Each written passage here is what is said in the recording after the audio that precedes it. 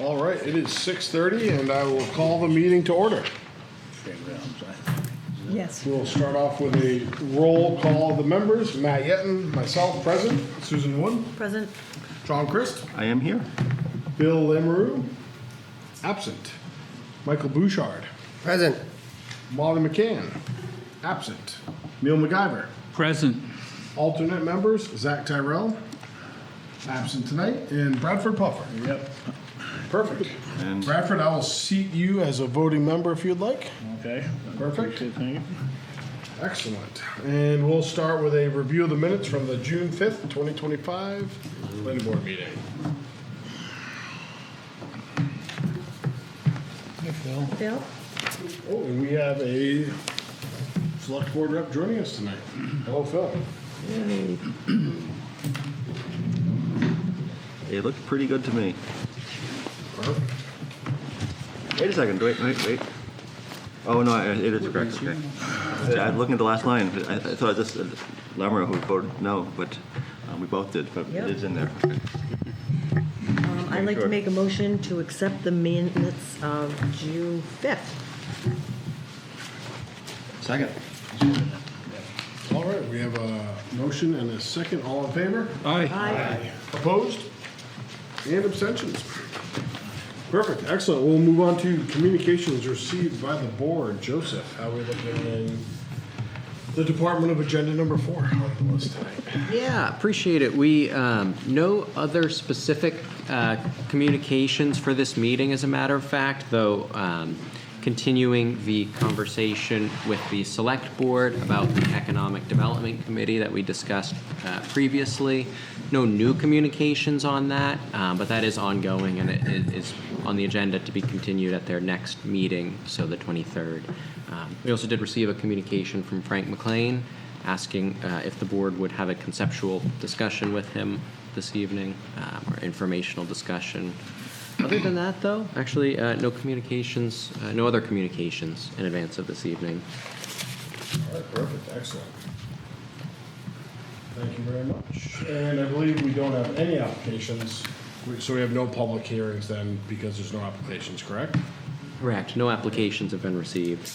Perfect, and moving on to informational and pre-application reviews. Is this where we might hear some discussion from Frank, potentially?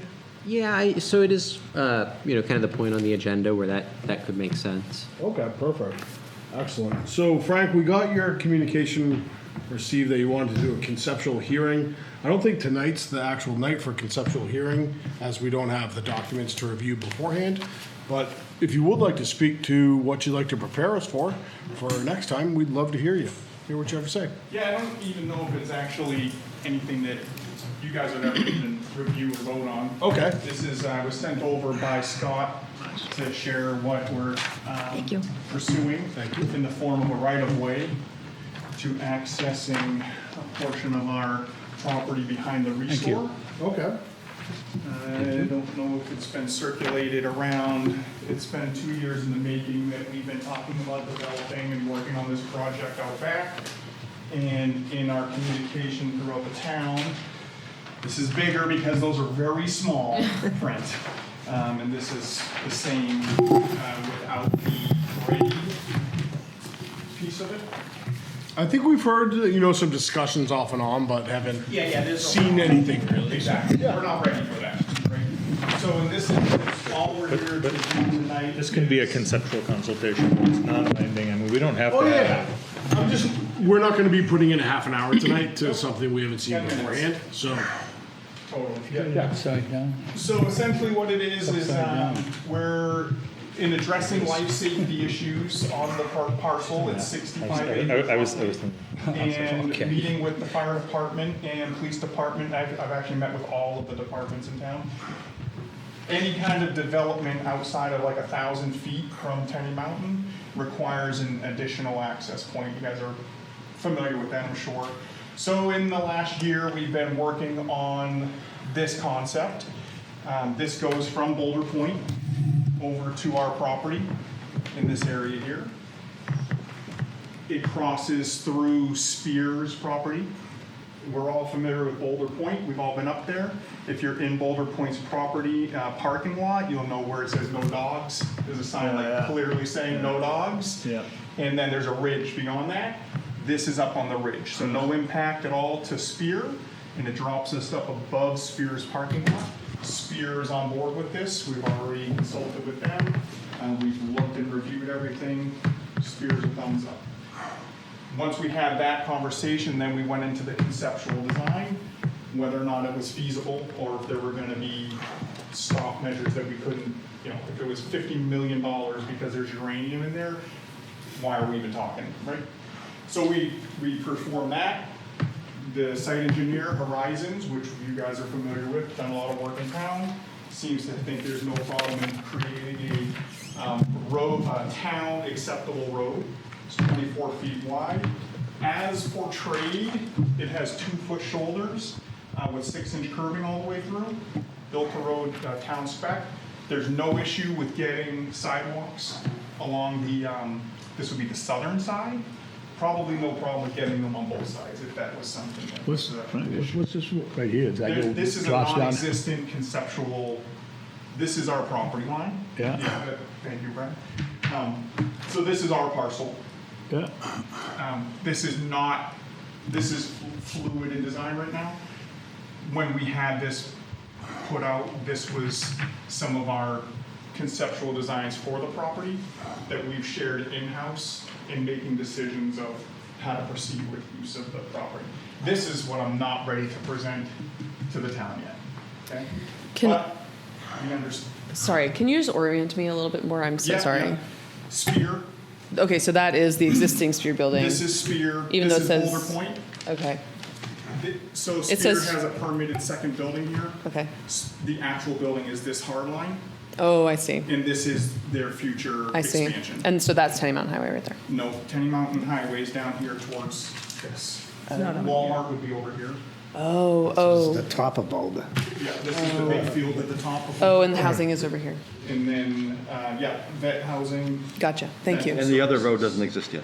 and this is you. non-existent. Okay. This is, well, there's a logging trail, we wanna pave that. Okay, I'm with you now, thank you. Okay, so this road is approximately 1,200 feet long. The reason I'm here is because we're asking the select board, there's an easement on here, a conservation easement, and we have to go in front of the select board and the state's attorney in order to be able to put this right of way. So we met with the conservation committee to get their recommendation. They support what we're doing here. We will transfer out an equivalent amount of conservation land to be determined where at a later date, depending on what this development looks like, Holy cow. in order to accommodate the small, it's less than 1 acre that we impact in actual land, conservation. And I'm here because Scott wanted to know if you guys had any questions, essentially. And who is Scott? Scott Whedon? Oh, do you want, okay, sorry. Just kidding. Yeah, I didn't preface this, but yeah, so Scott Whedon sent me over to, I met with Scott to, It took me a minute just to get oriented to where this is, so Yeah. now that I've got the tax maps up, I can see. So this road goes southeast from Boulder Point, where Industrial Drive splits That off is- to the west to future development on lot 29. on lot 21229, yeah? Yeah. I got a part A and B here, and I was looking at the New Hampshire Municipal Association website, probably you know why, Joseph. First of all, I'm all for interconnectivity and like having lot connectivity. Joseph, do you know where that bill stands that would potentially eliminate the legal ability to obligate a developer to do this? Yeah, my understanding is that's one of the bills that was not moved forward. Oh, it's not moved forward? Okay. Yeah. But it was. You may have known this. Yep. I don't know if you're So talking about. I never hedge any bets on success at the legislature. So it's better to just come in and see the people I see at Market Basket. There you go. And the restore. No, totally. And ultimately, having connectivity is good anyway, so. 100%, and we're completely flexible with that in mind. as far as interconnectivity through these other parcels that are highly developable commercial properties throughout Goes- Tenny Mountain. it wraps And right they're around listed behind as Spears, And they're Boulder Point. identified as commercial in all I of the thought master it was plans coming for up the this last way, but it's coming up 3 this cycles. way. It's So gonna, we're if you thoughtful go on into that, but mid-state, how you it take gets a right, developed down is and you still head over towards TBD. Spears So, Building. it's for the It's gonna road. wrap I can right see around that. behind that. So But And then it's you're gonna come building down it to the town hills spec. To restore. no, You're it's building it to going town here. spec if this Yes. happens. Yep. The coming- it's building coming here. itself of the road, Well, restore. you would be covering, or maybe looking for extra funding to cover from This is the north arrow. grants or, I was hoping to leave here with a check. Yeah. But no, I mean, that's also to be This line determined. here is You know, our commitment so to what what he's we're showing doing is is it great, coming but down. we're also rooted in reality. because roads are This, expensive. this is the That's point. Tenny Mountain Highway. No, that's a $700,000 future road to be access. built on this That's other to lot. be- To be built to Yeah. road spec, that's the estimation. Yeah. And Yeah. there's no reason for me to doubt the estimation.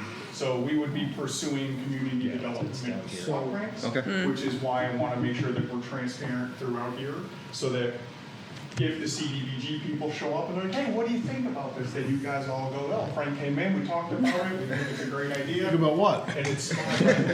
And then, you know, it's all about sentiment and ensuring that, you know, we can demonstrate municipal partnership, nonprofit partnership, and for-profit partnership in the development of these roads. Okay. Because that's really what it's gonna take. It's gonna take, you know, three entities to make it possible. This is, Do you gentlemen need some help with orientation over here? I think Neil does. If you turn Let's 180 do you degrees mind around. help, orientating us? no, that's No, not Tenny Mountain no, Highway. Tenny This, Mountain's this is not a even- road to be built. Tenny Mountain Highway's up Mountain's here. Towards my head up here. Oh, it's going like this? Here you would be standing in the big field at the Oh, top. okay, so it goes like this. Yeah. So you're gonna build that road too? TBD. We're not talking about that. I'm not ready to present anything yet. I'm just looking at But this yes. access to this property line, which it crosses Spear's property. They're happy with it. It crosses Okay. conservation land. They're fine with This, it this because is, we're gonna this is agree. beautiful. And then this is something outside Yeah, of our but it's- purview. Yeah, I mean, this is the existing building. So your main issue at Or this that's the point is future getting goal. across Spears Land? Which isn't an issue other than you guys. Yeah, I mean, that's what you're That's what presenting. we're here for, Yeah, okay. So is Thank there you. a possibility, and this is not like a bad thing necessarily, I'm thinking about if we have another access point to Boulder Point, people might want to be using that, not just to access your property. Yeah. Yeah. And I guess that's all being considered here and what that might look like for broader traffic patterns in the community. Yeah, for sure. Yeah. That's why we want to build it to town spec and have all those engineer costs Yeah. worked into it as well. I'm also thinking like, I'm wondering if like, if more and more, or if more people are actually coming out right there, where there's like nobody coming out right now except to have a parking lot. The restores that we're talking Yeah, about. yeah. There might be some kind of traffic mitigation that eventually needs to happen there, Yeah. and so we don't end up with another like Smithbridge Road issue. Well, let's get this built before DOT comes in to rehash everything, so let's So get it's those included. checkbooks out. It can be part of, We can crank it out, we can get bulldozers in there in a week. You got a Venmo? No. So this would essentially be a Habitat for Humanity project, right? I'm sure you already said that, but So we own it, we own that land. Habitat for Humanity. Habitat owns this parcel here, 21229. Great. And we're designing a project. What that looks like, it's still very open-ended. Yeah. But what we do know is that whatever we do on this property needs To have- the accessibility for safety. Right. Okay. And that is, That's what you said at the beginning, meeting with all the, it's the 1,000 feet from Tenny Mountain that's Highway. what we're limited to right now without some sort of good reasoning, Okay. which we couldn't provide, and we're okay with it. Yeah. It makes sense. Okay. So this is what you have to do to comply with the laws, and so there's safety concerns With my meetings thus far. with your meetings this far. Because again, I don't want to, you show up here and you present something and then have, yeah, fire something, department yeah. says, what are you talking about? You can't do this. It's good due diligence. We're trying. This Yes. is 2 years in the works, just where we're at today. Longer, isn't it? It's definitely longer. I was just looking back at the conceptual yeah. design, and we actually got that delivered. I would, honestly, I'd like to see a conceptual for the other part of the development. I mean, we are in support of this, honestly. I am concerned I about am. traffic patterns. Yeah, I am And I am supportive of this. I do think we need to think hard about like how that's going to change traffic patterns. Yeah. I have a hard time believing anybody's gonna, I mean, Yeah, use I that don't as a think, through I don't road. see that being So in staying germane to this Right. particular conversation, nobody's going up Boulder Point to come back around to then come down to Tenny Mountain. Right. No one- Yeah. and unless Yeah. they're on like a nice Yeah. little motorcycle or something and they want to see the view. But, yeah, I mean, I get what you're saying. If I had, let's just say, I had 500 houses up here, right, and we're gonna be, DOT's very, very involved with determining, Are you considering non-habitat houses? I'm, You're not talking about that whatever tonight. the check writes, whatever I can write with that check that you write me, whatever we can build. This is the terminus of the road. There are potential connectivity opportunities out there, but Oh, we, there's we a don't, lot. we There's don't a need to lot discuss that now. out there. But, yeah. Activity Yeah. that we are so interested in partnerships and figuring out like what's in the best interest of the town. Right. No, that's great. I like it. Absolutely, we're fluid in design.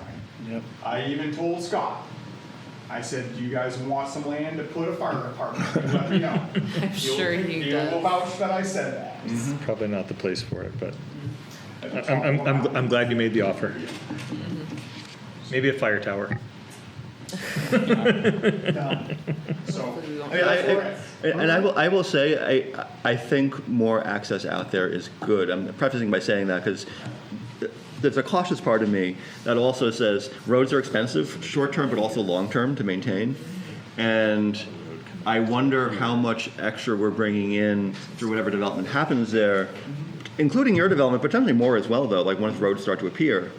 And does that offset new costs that the town is going to be incurring long-term in terms of road maintenance?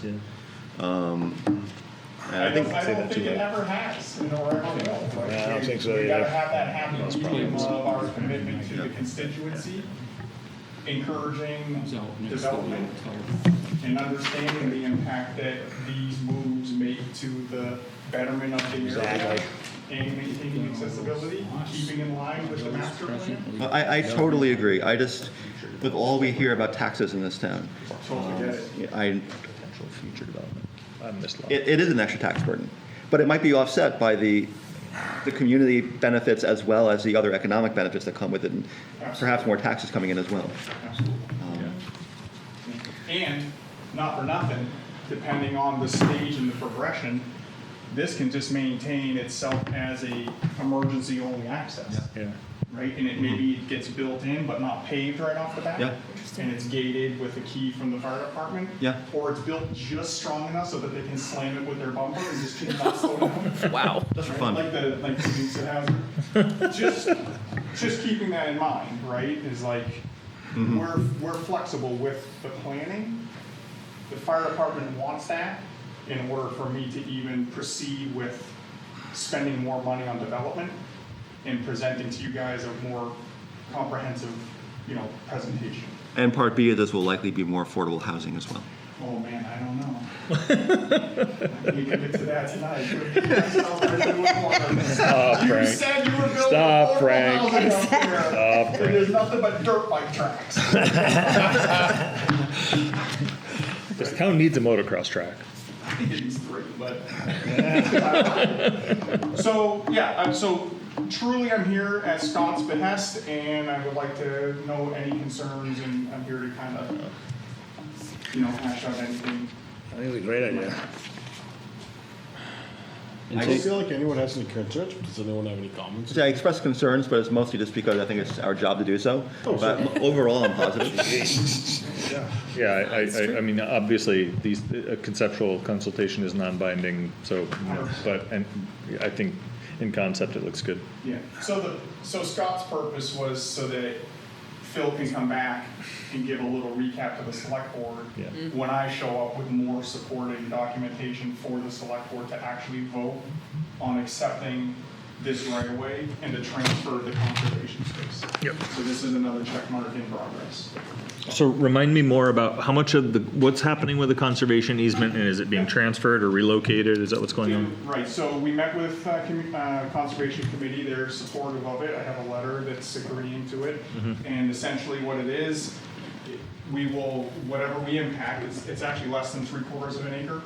We've already on this conceptual that I'm not ready to show you guys, but I showed the community, the Conservation Committee. I have earmarked out quite a bit more. Like this is less than 1 acre that we're interfering with. I probably have close to 15 acres of conservation that we were proposing, but that needs to maintain fluidity in development because as we're talking with different partners on how to pay for this, different needs may arise. But the nuts and bolts of it is that we will swap out equivalent numbers and equivalent quality. Whether it's on this property or we buy something down at the Oxbow and we give some river frontage, that will depend at the time. Just to be extremely nitpicky, when you say Conservation Committee, do you mean Commission? The Conservation Commission? Yeah, Okay, Joan. in case there was another Joan. committee somewhere. Thank you. So actually, another question then. So if we're talking about swapping out like fairly equal amounts of land, but you also just mentioned some numbers that are bigger than what's actually being. Yeah. Typically, recreation is very limited on a conservation easement. Very limited. And I wonder if there's also a possibility of doing like partial conservation easement and partially some recreational space as well. 100%. So I actually said at the Conservation Commission, yes. I said, because one of them brought up that we would have to police so that in this infant stage, other design on this, that we would have to police and make sure that kids weren't ripping their bicycles through this conservation land. I said, I'm not trying to do that. I'm not trying to be up there at 7 o'clock hassling for kids that are building BMX jumps, right? So if you want to have somebody else do it, so they recommended a third party to take that control, which may mean, right, if we're thinking kind of critically, that that's not the place for the conservation, and we'll buy it adjacent to somewhere where nobody's ripping bikes, right? Nobody wants to go for a walk with their lover and watch a rainbow, right? Like those are the things that we want to be considerate of in the grand scheme of not ready to disclose. That would be a projects. significant change of use from the existing usage patterns to see that happening anyway.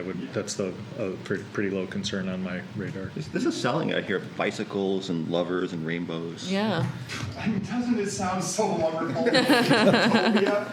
it's great. It's almost like this area is the gateway to the White I Mountains. read a book Wow. like that one time. I read a book like that one time. It was like that. So yeah, you guys are welcome to dwell on it on your drive home, and you're stuck in traffic, you think about other things that are concerns. Joseph has my email, and you're welcome to send me anything. Bill, do you need any more information to bring back to the select board? I think I'm good. Perfect. Thank you. Awesome. Great idea. Thank you. Oh, please, Neil. This other road that you show, where's that gonna enter Tenny Mountain Highway or propose? Yeah, There is no proposal on that yet, but we have a right-of-way on the Tenny Mountain that's adjacent to the New Hampshire Electric Co-op. Do you know where the restore is? yeah. Yeah, so in through there. In Is it a between, right in of way, or is between it the- Restore and the co-op? O'Reilly, well, there's a big swath of land there. There's 2 access points to Tenny right there. There's 2 driveway cuts. Yeah, There's one that's between O'Reilly, and then there's one that's between the co-op. It's not just a right of way, there's frontage. There's a- Oh, on There's either frontage. side of the Restore. Yeah, Interesting. Thank you. Really interesting. Right over the restore. yeah, it's not just a right of way, it's frontage, which is different. But there is also a recorded right of way because Okay. this parcel was absorbed in a, what do they call it when they merge, a lot merger? Merger. So there is a recorded right of way. If anyone looks at the Oh, tax I maps, see. you'll see it Yeah. because It's on the tax map. the land that we have behind the restore had that right of way. So it shows up there, yeah. You can sort of see it, That's can't you? interesting that it's not abandoned once the I lots know. are merged. When they're merged, yeah. Yeah, because it's somewhat irrelevant, like, Completely. it's a right-of-way held by the owner of By a that. developer, right, Yeah, okay, Redundant, yeah. yeah. But it did specify no crocodiles, so we had to relocate the crocodile pit. Alligators are okay. That was all part of the old Roby farm. Yeah. I haven't found any remnants of the farm out there yet. Will you be bringing those? That was the woodlot. Oh, It's just. Well, there was a field, there were fields there before the co-op came.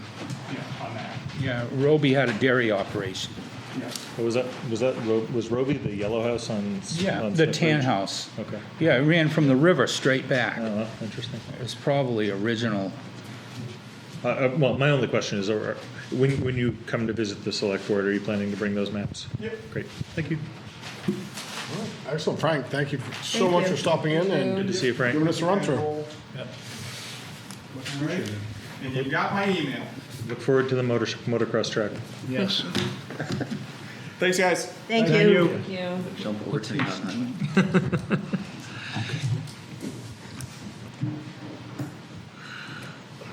All right, perfect. Moving on. Great little informational session. So moving on to the next item on our agenda tonight, we'll be discussing one of the potential zoning amendments for 2026 town meeting, focusing on the Tenny Mountain Overlay District. Did everyone receive in their packet the information on the couple versions we had and the nice little comparison sheet that Joseph put together for us? Yes. Perfect.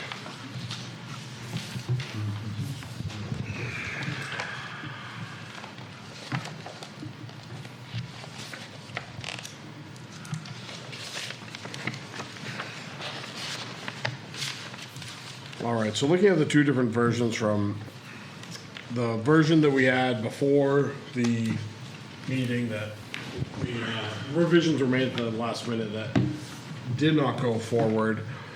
Does anyone have anything that stands out where they're like, I like this, I don't like this? You know, general thoughts on the two different iterations of the plans, likes, dislikes, and what you'd like to see moving forward for a potential zoning amendment for 2026. I have a clarity question. Please. So this is probably like a general planning board clarity question for me as well. Okay. When we talk about dwelling units, I'm a little bit confused about some of the language around units in buildings versus dwelling units, and when we say dwelling unit, are we broadly defining all of the various dwelling units from single family to apartments, et Yes. I cetera? believe so. Yes, so a dwelling Because unit. I'm sorry, I reviewed the dwelling unit definition and it didn't really help me. But continue. Maybe you saying it will help me. Yeah, because I'm going to give you a term different from the. I'm interpreting dwelling unit as if you were to think we're just going to use an apartment for example. Sure. There's one door for that apartment that lets you get into that, right? So dwelling unit per door. So if there's 6 dwelling units in a building, there's 6 Apartments in that building. apartments, if you will. Yeah, okay. Joseph, do you have a better definition? Does anyone else want to chime in with how they interpret it? No, I think that's right. I think when we're talking about a dwelling unit, we're talking about one discrete place where one housekeeping unit resides. So it could be located it could be a single-family dwelling, which is a type of building, which is a building that contains one dwelling unit, but that is it is a very kind of subtle nuance to the difference, but a unit, we're talking about one place where a housekeeping unit lives. There could be 6 in the building, there could be 2 in the building, it could just be 1, or it could be an accessory dwelling unit, but each of those is some independent place where a housekeeping unit lives. So it's not, so the definition, and you alluded to this too, of one dwelling unit is one room or rooms connected together constituting a separate, independent housekeeping establishment for owner occupancy, rental, or lease, and physically separated from any other rooms or dwelling units which may be in the same structure, and containing independent cooking, sanitary, and sleeping facilities, shall not include motel, hotel, tourist home, rooming house, or similar structures. So a dwelling unit.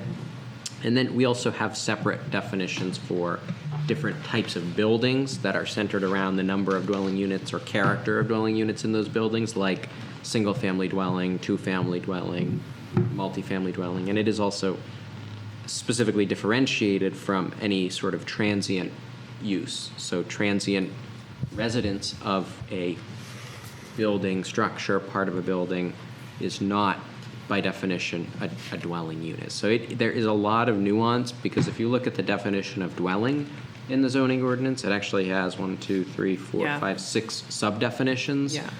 So it can be a little complicated, but when we're talking, certainly when we're talking about a dwelling unit, we're just talking about one independent place, where a separated place. I would point out, though, that the term, sorry, you were going to say something. You had your hand up. No, go ahead. I was going to say that the term dwelling unit is used within the definitions of most of those 6 descriptions to indicate that, under multifamily dwelling, it's a residential building for or occupied by 3 to 6 families, with the number of families in residence not to exceed the number of dwelling units provided. So in my interpretation, it's talking about a dwelling unit is one of the 6 units in the multifamily building. Okay, because I was working to wrap my head a little bit more around the density question that we brought up last time. We talked about this, about the 5 dwelling units per acre in the whole PUD. And I was trying to imagine what that could look like in various ways. So you could have on 1 acre an apartment building with 5 apartments in it. That could be one potential expression of that, Or it could be 5 single-family homes. which would be tight on 1 acre, but no?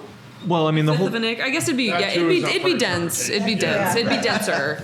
right. It'd be denser than what we. I'll put 20 on there. Yeah. How I live. I think. Yeah, no, it's I think in context of the original proposal, there was a limit of 20 dwelling units per acre, but only in the in the village core, right? And the developer had requested, flexibility in. Yes. So my recollection of the intent, and I'm not sure if it got captured here, was that there would be an allowance for development of residential units outside the city core as long as the overall density did not exceed what had been proposed previously, Right. with 20 units per acre in the village core. And you can still do 20 per acre in the village core, and that's calculated into your overall for the entire PUD tract. Right. In that version 2. And the overall, I can't remember what the overall was. It still 20? So let's 5? say, No, it was over. It was If you have a 5. village core, you need at least Needs- 250 acres. Right. right, and then it's what, 20% of that? 25. And 20 or 25% of that can be. But yeah, I mean, I think the thinking is that, like, if you've got, let's say you put 5% of your housing units outside the village core. Right. That means in the village core, There's other uses. you'd be limited to 15 units per acre in the village. Right, core. So right. basically, your total number of housing units doesn't go up. Interesting. And it's also, I think, important as part of that conversation that we said that they have to be clustered. Clustered, yes. So you can't just sprawl them everywhere. Right. And it's also worthwhile noting that somewhere in the PUD, it says that, I think it says somewhere that you should or have a multiplicity of these uses. So Yes. you can't just like spread housing everyone to nothing else. Correct. And call it a PUD. Right. There's a lot of assurances in the language. Yeah. Yeah. And we have a certain amount of leeway in interpretation to make sure like nobody's trying to find a loophole and like create something we really didn't want. Right. Can I ask you actually a follow-up in terms of like these definitions? And I never felt satisfied with this last year.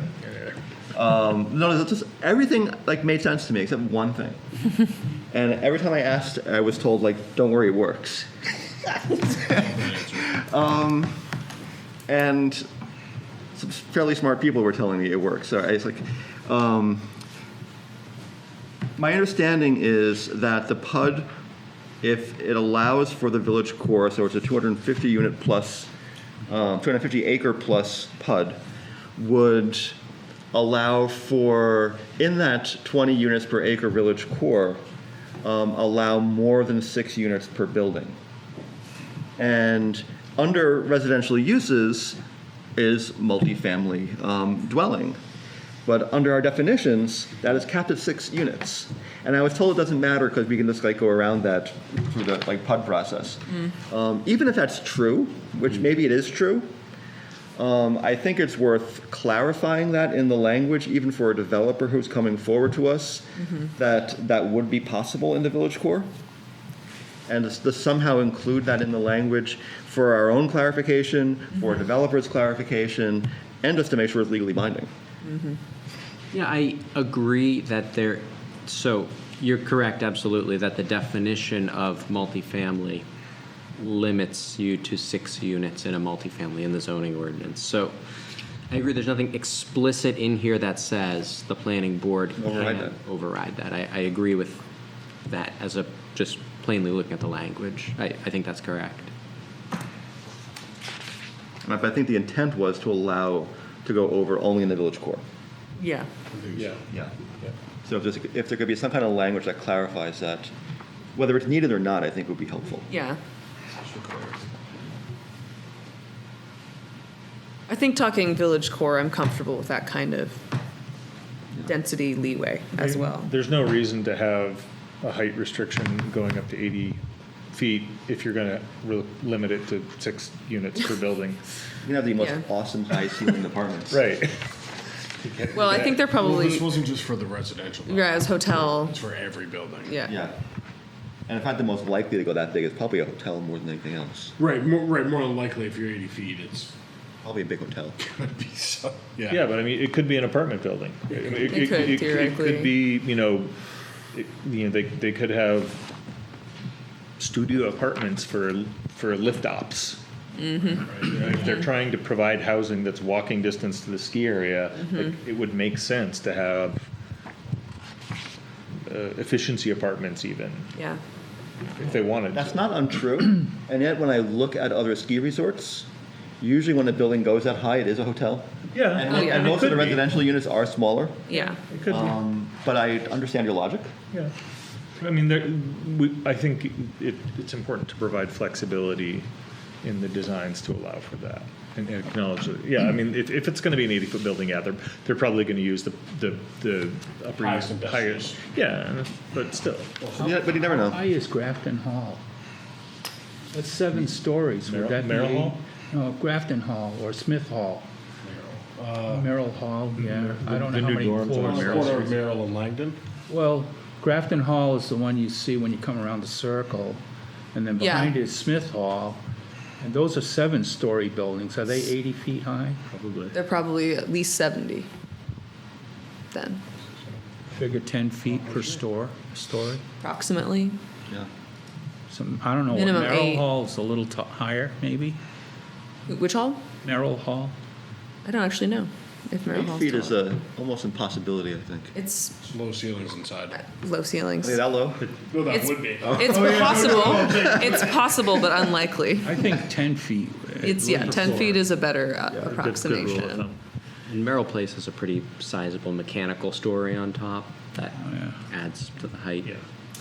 John, will you help me, your neighborhood, what's the acreage of the lots? Kind of gives you. It's 10,000 square feet is the minimum that we changed it to. Okay. Which is a little bit less than a quarter of an acre. Yeah. However, several of the lots are still non-conforming and slightly smaller than They're that. smaller than that. Which is why I said like 5 per acre. Is possible, it's What we just- have in much of the single-family residential right now. Yeah. So Okay. 5,000 square foot lots, which are about the smallest you might see in a modern subdivision. That's just below 10 units per acre, single family. But you do see those in some older, not many of those 5,000 square foots in Plymouth. The smallest you typically see in the older residential neighborhoods is right around 7,000. As we saw, Lebanon just allowed for, were the 5 or 6? I think they went, yeah, I think 5,000 is now what Lebanon has. And it's not heard of. I mean, it's a 50 by 100 if you want to visualize versus, you know, if you wanted to visualize 10,000 by 100. I mean, we've got some. Yeah, good so single-family residential right now is probably, where I'm living, Yeah. probably on average about About 5 per acre. acre. That's helpful, thank you. I think it's a wonderful number. So for reference, Merrill Hall is 7 stories. Good job, The Neil. new dorm in Merrill Street is 7 stories. All three of them. You knew? Neil knew, he was on it, yeah. So I just want to say, I think we made a lot of small changes between the first two versions, and I think most of those, whatever we choose with the bigger changes, most of those smaller changes should stay.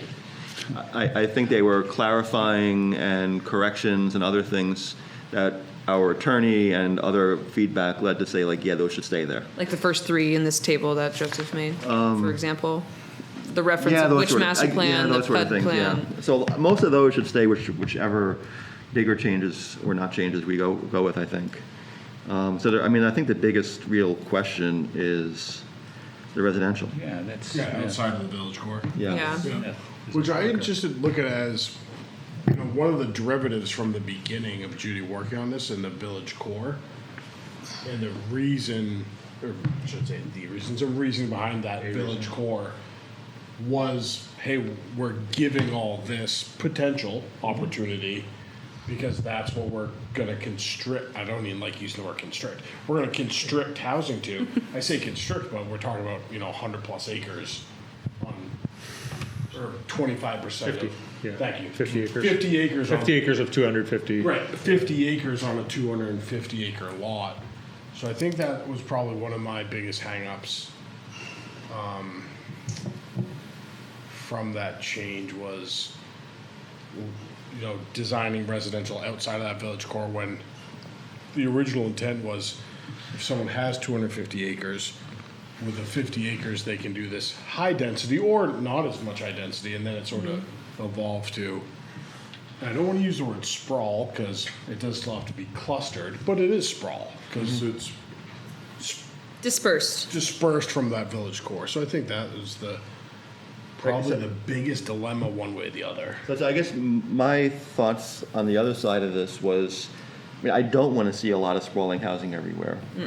But at the same time, my concern is, and I think I voiced this, a developer comes in and wants to do a PUD, but they also want to do extra housing in addition to that.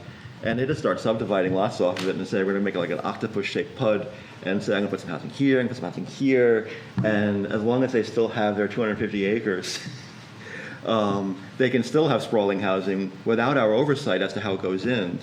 Yeah, that is the catch. And for me, that's what I could expect happening with a developer if they wanted that extra housing elsewhere. Yeah. They would simply subdivide it off and not call it part of their PUD and have this irregular shaped PUD that gives us less control over that housing then. Wouldn't they still need site plan approval and stuff? Or wouldn't there still be procedures where they There's come no through and site come plan business? approval unless they go to multifamily housing or a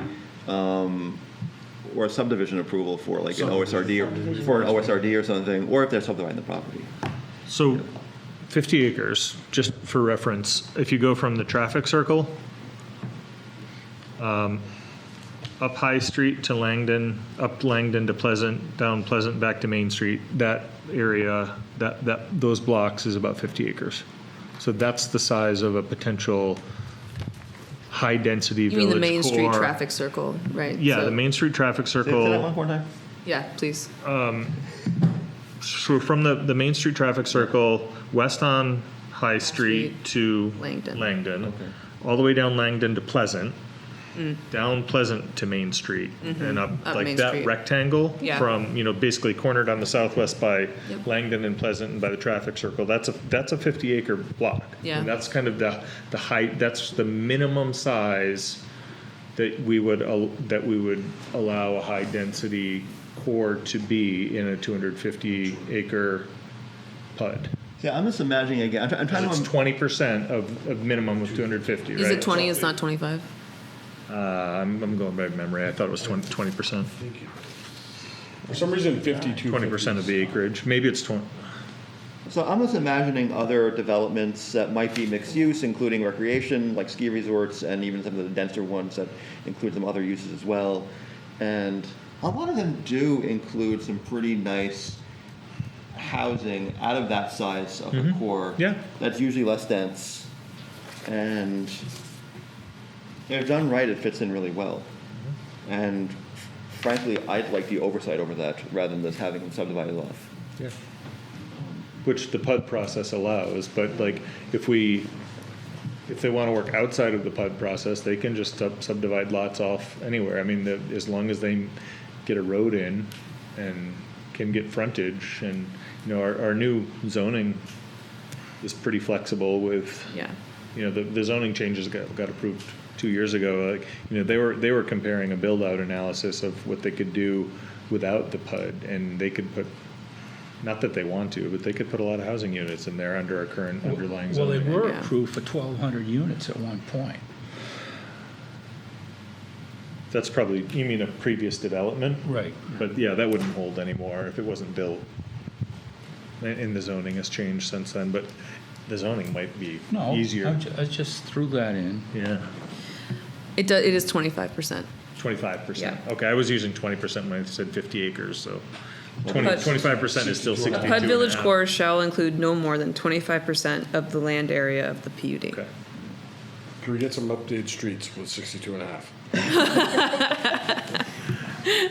Thank you, that gives us an idea. But it's a big area. I mean, you can get a, it's a helpful. concept that like 50, Exactly. 50 acres of our downtown area, like, if that was high density in that, at the base of the mountain or something like that, there's potential for them to get a lot of mixed use in there. They could have some stores, they could have some residential units, they could have restaurants. Yeah.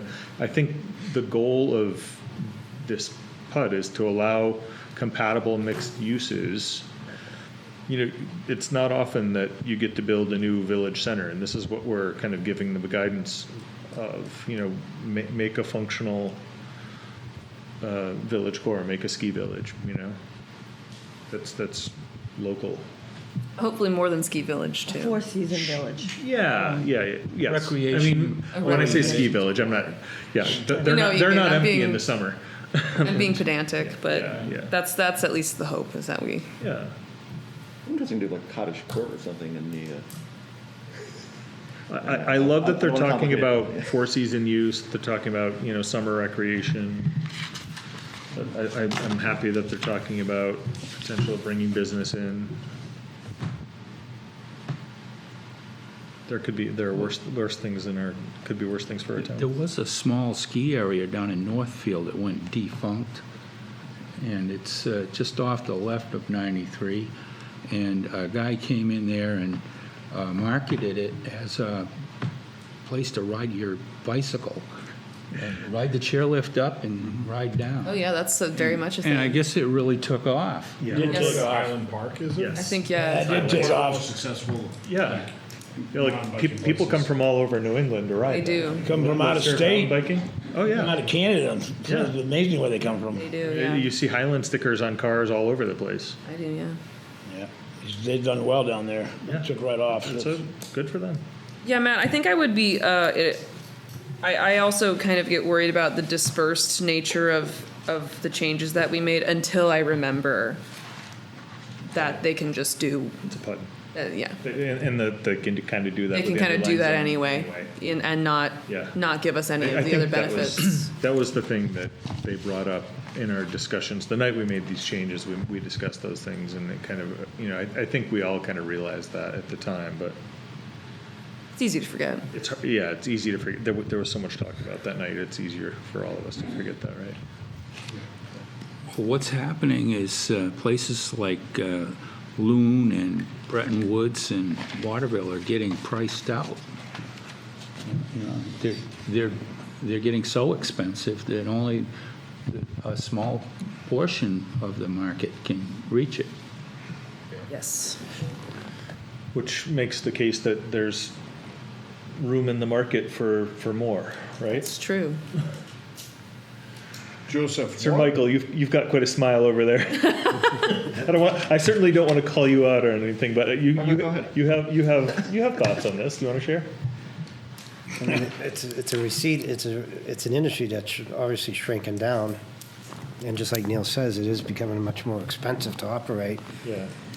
And it's just the impact of the infrastructure that's needed to support if for some reason you do put 400 or 500 houses up there, is there enough infrastructure for roadway? It's a big ripple effect, but that's up to It is. they have to propose a plan. That's for them to figure out. Yeah, exactly right. But, we don't limit that. I know there were a lot of people who are concerned that, Plymouth Village Water and Sewer doesn't have enough capacity to serve that. But, if it's up to the developer to find resources, they might basically be able to pay Plymouth Village Water and Sewer to double their capacity for everything, and it's cheaper than building private facilities. Or maybe they want to build private facilities and they have the capacity to do that as well.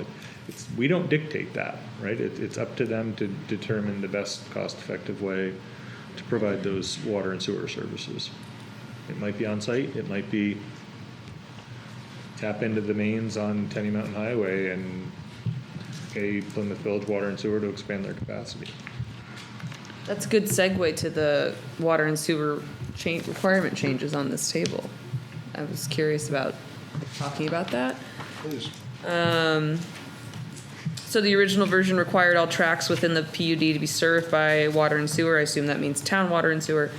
And then from the January 25 version, it requires all tracts within the PUD to be served by water and sewer unless they are associated with recreation or a ski area. I would love to hear input from people who know more about this than me to get your opinion. For example, Michael, since you have probably the most experience with this. Do you think that's a good change? Do you think it's an important change? Do you think that's an unnecessary change? I don't have a comment. Don't want to put you on the spot completely. I Right just now. know. Joseph, could you give us a little bit of example of the recreation and ski Detail. associated with back to you. recreation and ski versus everything being on sewer? Yeah, absolutely, and I think that was a point that was brought up in the meetings of several months ago, that some of the concerns were if you have a PUD that is designed for a full development of an area, you would probably want every parcel within that PUD to be served by water and sewer. The argument that was raised here was that the intention of this particular set of PUD standards is that some of the land would remain recreational in nature, perhaps more conservation in nature. And if you have a tract that's sole purpose is, say, ski trails, is there a need for that to be served by water and sewer? And I think the argument that led to that change was that such a parcel didn't have a need to be served by water and sewer compared to any parcel with, say, commercial or residential development on it, which would need such service. Is it possible that there was an interpretation that if they were going to make snowmaking, by leaving it as it town was, water. that they would have to use town water for snowmaking? So they don't have town water there currently. Right. But I think you're right that the part of the argument was that those ski area parcels probably wouldn't really be able to be served realistically by water and sewer, whether it's for snowmaking or other purposes. That is public water and sewer, whether it's a system that's built by a developer or a system that's built by a town. I mean, either way, if it's a public system, if you will. All right in the snow. Potentially. Gotta get in that debate. Okay, so it would be, my question is about the associated with recreation or ski area. Is potentially maybe an argument can be made where it's like, well, this is associated with that versus should it be where that parcel's primary use, or no, because it wouldn't be the whole parcel. But I guess I'm trying to split hairs between associated versus primary use. Like, is the language not specific enough? Yeah, I'm wondering if it's like, hey, well, no, those houses up there, they are associated Yeah, with right, this right. hill, the ski hill where we blow snow. Right. I don't know if it's clear enough or if or if it lends itself to more clarity I think where. we might have enough discretion, Okay. assuming there's a decent board, which is an assumption.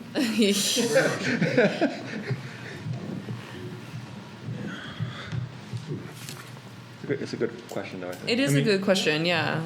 There's still, I mean, state subdivision approval is still required for subsurface, right? I mean, You can't waive that. right. Well, there are a number of companies that provide large-scale water systems for large developments. Yeah. And so they, they could have their own water company. They're already plugged into the sewer, Plymouth Village sewer. Right. And it does say served by water and sewer. It doesn't say it's served by Town, village water and okay. sewer. Right. Yeah, so You have to that's, remember, it's also private. Yeah, it is, yeah. It might say Plymouth, but. Some of these lots could be individual septic systems. And just to follow up on your question about the associated, I'll just read the whole sentence for the board's consideration. So, only tracts which will contain one, buildings to be serviced by water and municipal sewer or private sewer systems, or two, tracts which contain recreation amenities or features associated with recreation ski area or resort recreation facility and determined by the planning board to be reasonably consistent with the master plan shall be included in a PUD. can you say which section that's in? That is D3. Can I ask a question, actually? And I was noticing this a couple times where I had to check myself going through this. Associated with or found in the master plan or whatever. Do each one of those need to be clarified? Because we have a PUD master plan and we have a town master plan. Well, I think that's why we changed from PUD master plan to just PUD plan. Yeah. Correct. So anytime it says master plan, it's talking about the town master plan? So that's a good catch, and I would say that it's possible that this reference should really be PUD Yeah. plan. Okay. Because I That think would make more sense. I think that would make more sense if it's consistent with the PUD plan rather than the town master plan, because the town master plan really isn't quite that specific. But you're right that it does use the master plan language, which in this should really be referring to the town master plan, unless we're PUD using the plan. word PUD plan. So in D3 there, I think it there's is referring to the town master I plan? think there might be a couple of those to It is comb through confusing. before we've got The master plan. We've got some Yeah. time to do that. Yeah. No, that's a good. It's usually very helpful to be as specific as possible when it comes to this kind of thing. Definitely. Only tracts.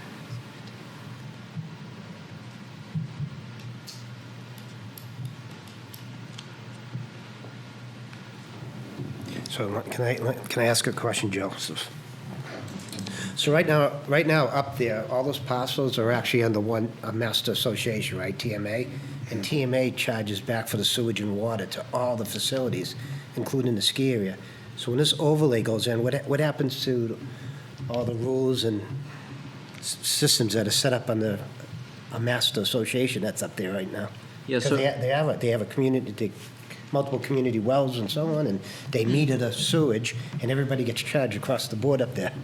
Yep. But that's for the existing condos, Existing right? today as it So is. presumably, I mean, those could stay separate and any future development could happen around them, right? Because currently, those are all independently owned.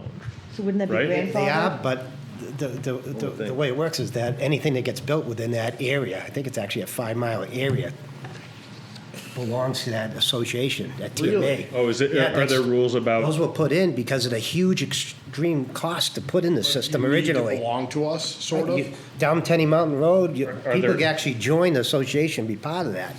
Wouldn't that be a civil Water and so matter? on. Yeah. You're right, Neil. So that would be covenants, private covenants, homeowners associations, condo documents they all exist as sort of civil matters parallel to zoning. So often they cover similar things to zoning, but changing zoning does not one way or the other impact whether those are lawful and void. That would actually really be, unless the town in some way is a party to those covenants, the town really doesn't have authority to say these covenants are valid or void. Right. What they say exactly, that really is between the parties. They're contractual. If you remember the night we were discussing things, there was a representative of the president of the condo association was here raising similar issues.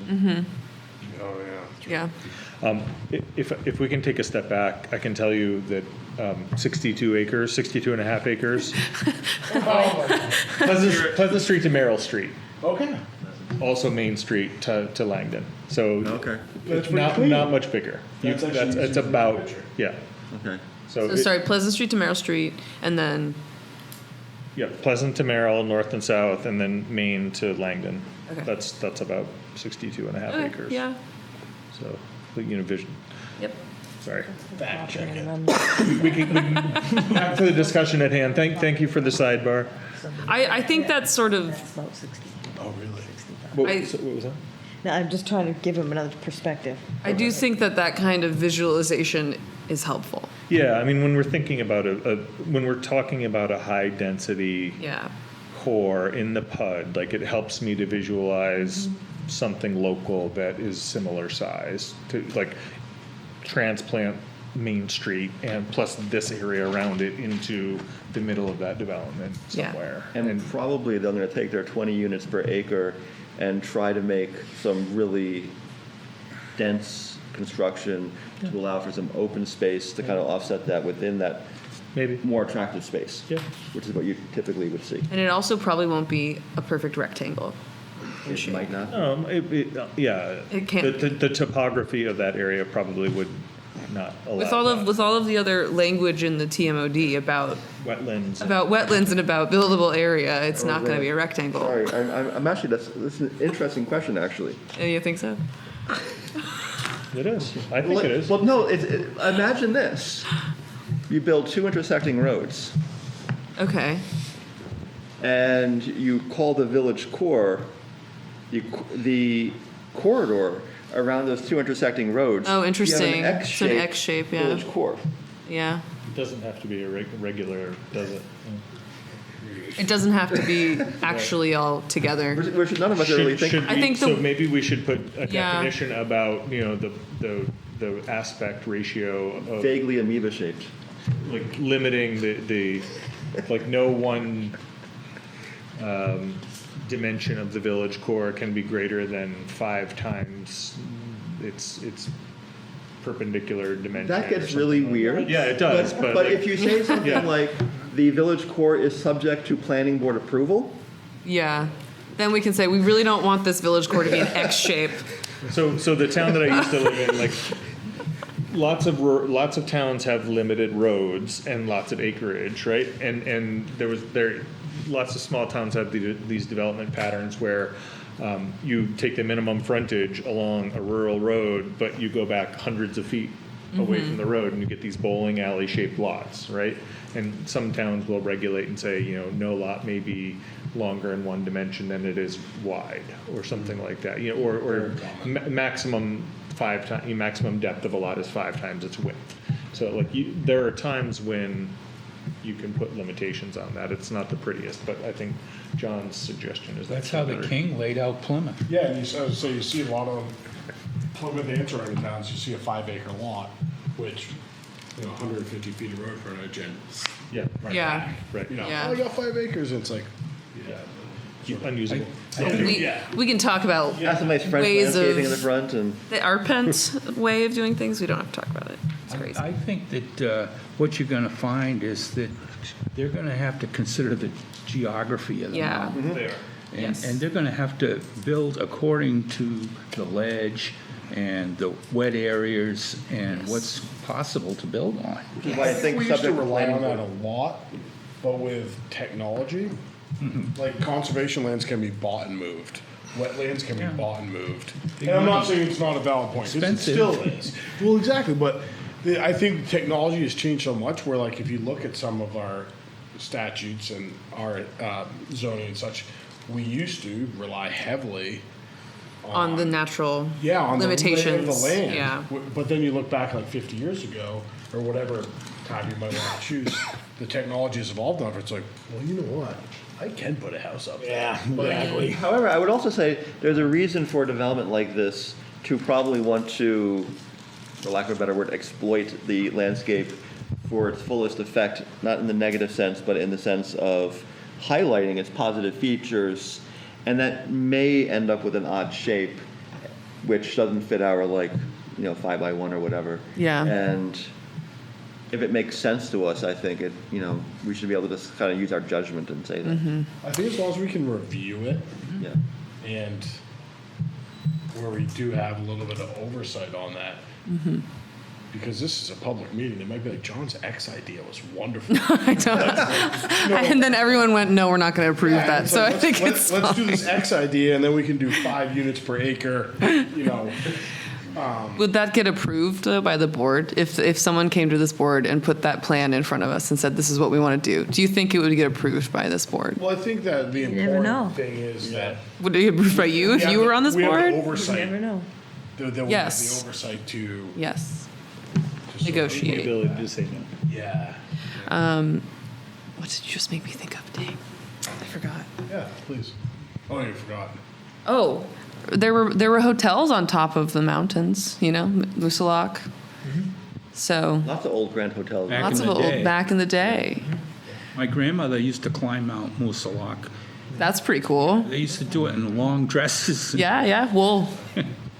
I'm sure they were warm. There's also, it's a very valid point that Matt makes about building technology being able to ignore what used to be natural limitations, which is why I brought up last meeting that I was really pleased to see the language in here that basically requires the developer to take into account the natural resources and the existing wetlands. So I don't feel nervous about that actually because of the language in this. I think that's building technology allowing, many of the lands that are buildable, that are not built in New Hampshire are limited by steep slopes and wetland. And, you start to see people pinning to bedrock, and it's a stable foundation.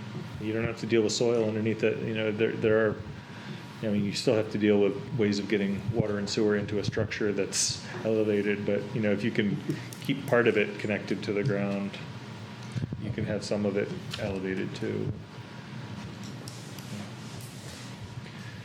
It's not our job to make assumptions about Yeah. how they're gonna build, as long as we provide opportunities, and, we should be thinking about the land use and big We picture have to stuff. obviously leave enough room for him to be creative, Yeah. flexible, and knowing this developer and seeing his work, some pretty amazing projects he's worked on. And I have all the faith that he's going to maximize this plan to the T, and visually, aesthetically, it would be really nice looking as well. It's just that we haven't seen the final plan yet. And I'm sure potentially- he's waiting He probably does for have us. an engineering firm from Concord. Yep. And also potentially Highly- other developers highly as well. Respected. And all the groups and all the consultants he signed are all top-notch folks. He's not skimping anywhere, there's no question. And again, we shouldn't be making decisions based on what our interpretation of the current owner or Yeah. potentially, this is, we're making a land use change that is going to be available to anybody, they could, somebody else could own this a year from now and have different intentions and And goals. it's not just this, it could be a whole bunch of different Yeah, PUDs. yeah, it's Yeah. a whole area could be available for, there's commercial development on anything over 100 acres, right? We could see a warehouse proposal out there too, Yes. or commercial space. Yes. Can I ask a completely non-substantive question? I love those. We often try to avoid things that are going to change in one place, and then we forget to change it in another place at some point. Just at last meeting, we were talking about how we might be comfortable with different development along some of our roads than we are in the core of, like, the ag zone, for example.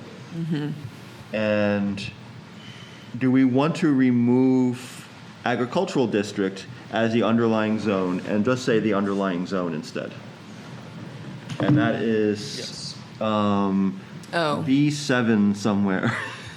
Section 505B7. I think it would make sense to just refer to the underlying zone. yeah. That's really a key to it being an overlay, is that the underlying zoning is whatever the Whatever the underlying underlying zoning zone is. Yeah, I think that's, And then if we change, if it ever changes, and we rename the ag zone, or we decide to make the corridors along the roads different, It's still referencing the it's still, underlying, it doesn't matter Yeah. if we change that Yeah. or not. Yeah. It's a the wording. yeah, an overlay, it would generally not specifically tie the underlying zoning to being any one particular Yeah. thing, and I think that, But if the underlying zoning is called out specifically, it's something that we're gonna have to change down the road, even if it's an administrative change. But if it's split into two zones, it's not one zone that we're underlying, It right? just solves the problem. Right, yeah, I agree. It's also in number 8 Oh, in that same section. okay. right, because if it were something else, and you have a provision in the TMOD that says, the tract shall always have the underlying zoning designations in the agricultural district, that would be I think that's right. I mean, for an overlay, you really shouldn't have that specific text. A very substantive question. Getting into the weeds here. A very substantive question, though. But I think we need to get in the weeds with this because this is a pretty important document. I'm very happy to get into the weeds with all this. I mean, it doesn't feel like we had the chance to do it as much last year. But overall, I think it's a really well-written document. I hope in some form or another, we can move forward with something. Fee structure change, going down this beautiful table that Joseph made. I'm okay with leaving it to the select board. Okay. The first version, is that just kind of a standard fee schedule that Judy Barrett drew upon from other examples? It's a precedent? Yep, Okay. that's exactly. Actually, can I ask, in the reworded version, is the previous fee structure still there as a recommendation or a guideline, or is it simply removed? It's removed, and it says the application fees for a PUD shall be set by the select board. Legal notice and abutter notification fees shall be as determined in the latest version of the town's subdivision and site plan regulations. So maybe I mean, would it be worth saying like $500 an acre, max 15,000, or as determined by the select board, just to give them override ability? I think that's hard when you're adopting it into zoning as a recommendation, into because zoning, the select board typically can't override, though there is an open, I mean, it would be an interesting question of, could you delegate that authority and put something in zoning? Yeah. I don't have an answer for that. I mean, I feel like the select board should have some kind of guidance, but at the same time, I don't mind it being left up to them ultimately. What do you think, select board member? Yeah, Phil, I don't what's trust your, those guys. And I will say, all building permit, subdivision, site plan, boundary line adjustment, lot merger, all of those fees are currently set by the select board. I think that's why the change was recommended, but that's not, I mean, just doing Couldn't that. we that be on a yearly advisory? basis where you guys review it every time, or how's Would that? they it would maybe be- not appreciate us? either way. Yeah. I think it would be a special, yeah. So, I mean, $500 per acre, 250 acres, that's 125,000, which is why the $15,000 max comes in. And even 100 acre. Yeah, Adds I up mean, quickly. the minimum, I mean, there's really no reason to have $500 per acre if it's a $15,000 max, because even the smallest PUD is gonna trigger the $15,000 max. Yeah. Yeah. Maybe we should raise the max. Or decrease maybe it was supposed to be $50 per acre. Or we just put a, Seems like a lot. Yeah. 250? Well, it's 12,500. Thank you. Yeah. Instead This of is 125,000. Yeah, This is my newbie talking. What do those fees go to when town administration, the administration to go through all the paperwork and, yeah. planning staff, Yeah, this- paying planning staff, paying. Okay, so it's not anything unexpected. Right, does that hit your P&L, or does it roll So- up into? The General funds? quick answer is that it goes into the general funds, all fees we collect on subdivisions, site plans, anything like that. The other kind of more complicated answer is it's a whole variety of things, including staff time, office supplies, Yep. paperwork costs, Running of the envelopes, some review time even by the fire chief in some cases. It's not only planning staff for all of these cases. So there's a lot that kind of goes into it, but the short answer is the fee goes straight into the general General. fund. Not to your department directly. Correct. Do you need it to go to your department directly? I don't know that it can. Haven't the fees been really minimal up until now? PUD is different, though. Yeah, I think our fees are probably not too out of line with other towns. Last I checked was a little while ago, and at that point, there was nothing that seemed super low compared to other We towns. changed them recently, right? They were changed actually a few years back. What was it, didn't Tom come before us? Building permit fees Oh, that's the changed. building Yep. permit fees, that's right. Planning Okay. board fees, so subdivision site plans, those haven't changed in a few years, but last review, they were pretty in line with other communities. But I think probably when we first adopted those, we were a bit higher than other communities. Now we're probably right on line, but there's a lot that a PUD application too, and I certainly would recommend, if folks want to take a look at what these applications typically look like. Yeah. A couple good examples, and obviously I should give the caveat that the particular contents of a PUD are dictated by the local regulations and what the planning board approves in that community. So a PUD in Londonderry would be subject to a completely different set of standards and parameters that were designed for specific contexts there. But just mechanically speaking, what does one of these applications look like? Londonderry and Salem have done a really good job having all of their submittal materials on their website for a variety of planned unit developments that have happened there over the years, especially over the last, say, 10 years. So Woodmont Commons in Londonderry is a really good example just to look at what goes into a planned unit development application, what kinds of studies, what kinds of plans are typically included. There's also the Village at Technology Hill in Londonderry. They're kind of they have some bigger PUDs and different context PUDs. Again, these are not PUDs designed for a recreational ski area.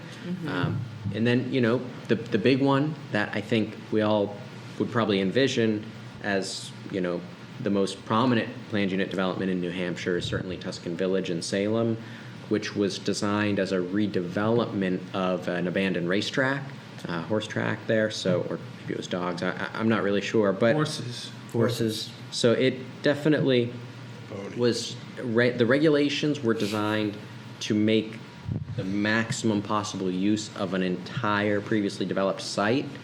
So the particulars of what they were reviewing that against are very different from what we're looking at here, but mechanically, looking at how this planned unit development master plan looks, or PUD plan, and then all of the fiscal impact studies, traffic studies, big picture circulation, conceptual uses of land within the PUD, how all of that kind of functions. I mean, Woodmont Commons, as kind of a recent example, their application is 3 volumes here. Wow. And these are not small volumes. And if you give me a few minutes, I can tell you how big these are. But these are usually pretty intensive. So that's reflected in the fee. So typically application fees are independent of design review. So like we have, like when we approve something, oftentimes we'll require that the developer execute an agreement Right. for inspections, but Yep. it's not uncommon, like we could have a design review fee to hire an independent planner Right. to specialize and review that planned unit I development. think we spelled it out in here. Is it, But I mean, the cost, I mean, generally the costs for design review are separate from the application. And, yeah, and it is, yeah. So the question is, what should the application fee cover? And like, it Correct. should be the kind of the overhead and increased work of the You start town. having Right. engineers come in, But I mean, that can be part of the design review, Yeah. which So- is like a specific fee specific for the review of that. Like, Over and above the application. yeah, like. So Joseph is explaining the depth of these applications to Yeah. explain how much work goes into on the town side. Right. So, I mean, I would assume, let's say we leave it to the select board. Yeah. The select board is going to consult, one imagines, Yeah. with the town manager and with the planning department to come up with a reasonable fee, which then the developer might try to argue back about, who knows, right? But, I mean, the nice thing about us having a fee is that there's no argument, like, this is what it is. Sure. Nobody's trying to haggle with you. But I would trust the select board to come up with a good fee, assuming they're doing it in consultation with staff. Yeah.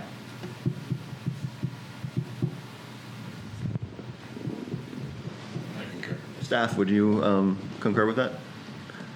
I mean, I think it's in line with all of the other application fees that the planning board deals with. And as, Wait, what is it, the $15,000 or the? No, Select board? the select It was a board select- setting the fee Okay. schedule. Again, the select board sets subdivision site plan.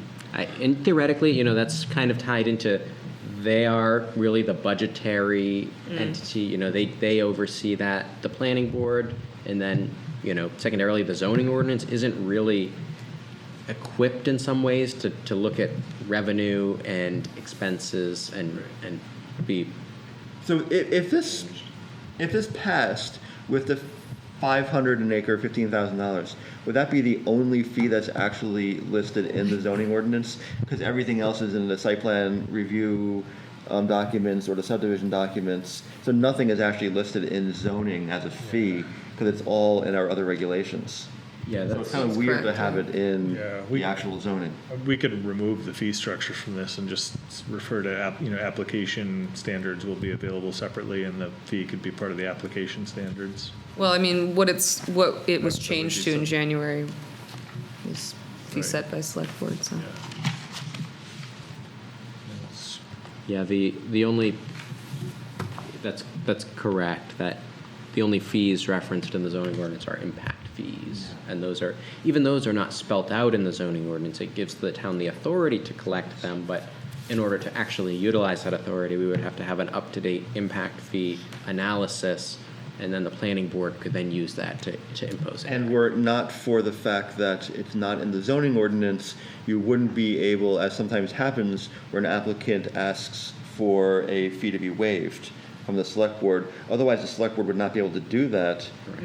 That would be a variance? Correct. Yep. That would be interesting. Yeah. And that hardly seems the right board to actually deal with a monetary question about a fee. I think that's why it's traditionally been in the select board's hands. But Okay, so I think the change was the correct one. I think I concur with you. Thank you for going through. And all I'm of just that. imagining, going to the zoning board, and they're like, so we have to decide if this fee is, fair. Right.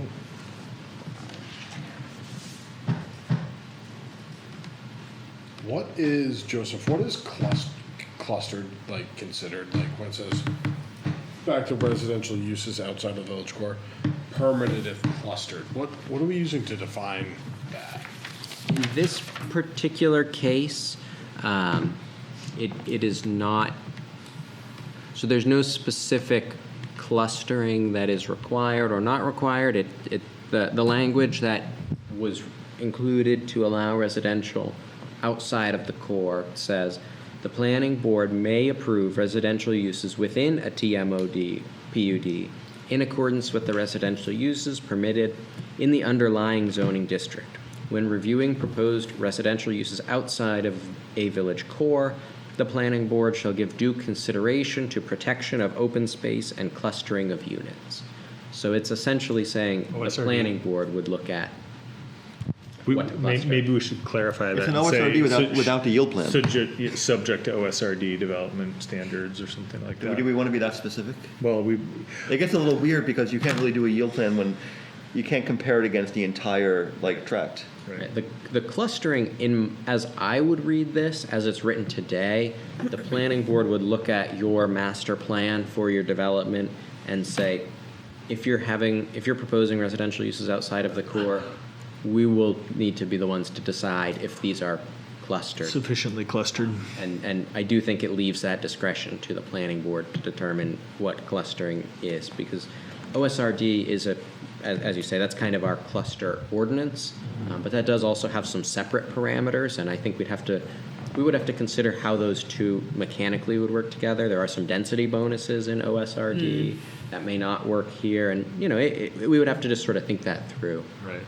Not to say it couldn't But be done. we have guidance about clustering in OSRD. We could probably investigate that if we needed to. I think it's one of those you know it when you see it instances. When you see it, you're like, this isn't what I was planning. Then you tell them this is not what we were planning. You know it when you see it. This is not our vision. Let's not go down the road of how that came I up. mean, if you're looking at a bunch of sprawling 2-acre lots all over the place, that's probably not clustering. Right. If you're looking at something that looks like an OSRD with open space around it, or it looks like a what's the one I called out before? The other one, the kind of inverted one, the Like a cottage. cottage cluster, cottage, yeah. Then you say that's probably clustered.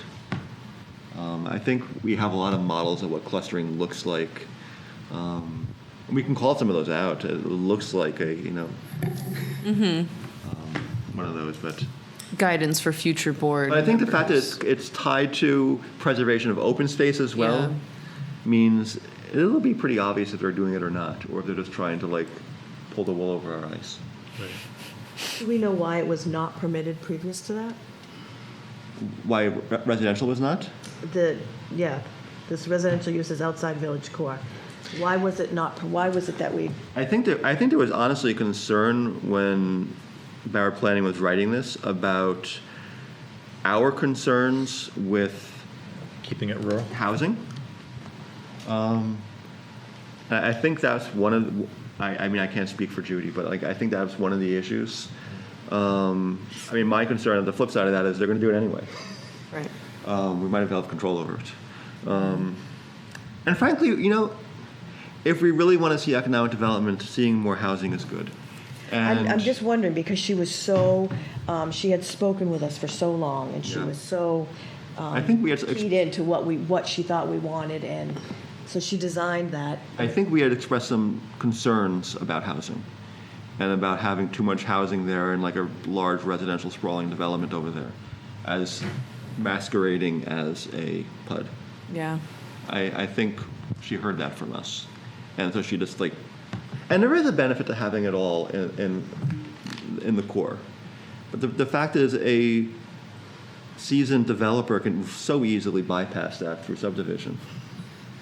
That, Right. yeah. Should we change it or look at changing the dwelling unit per acre to possibly 4, quarter acres? Is that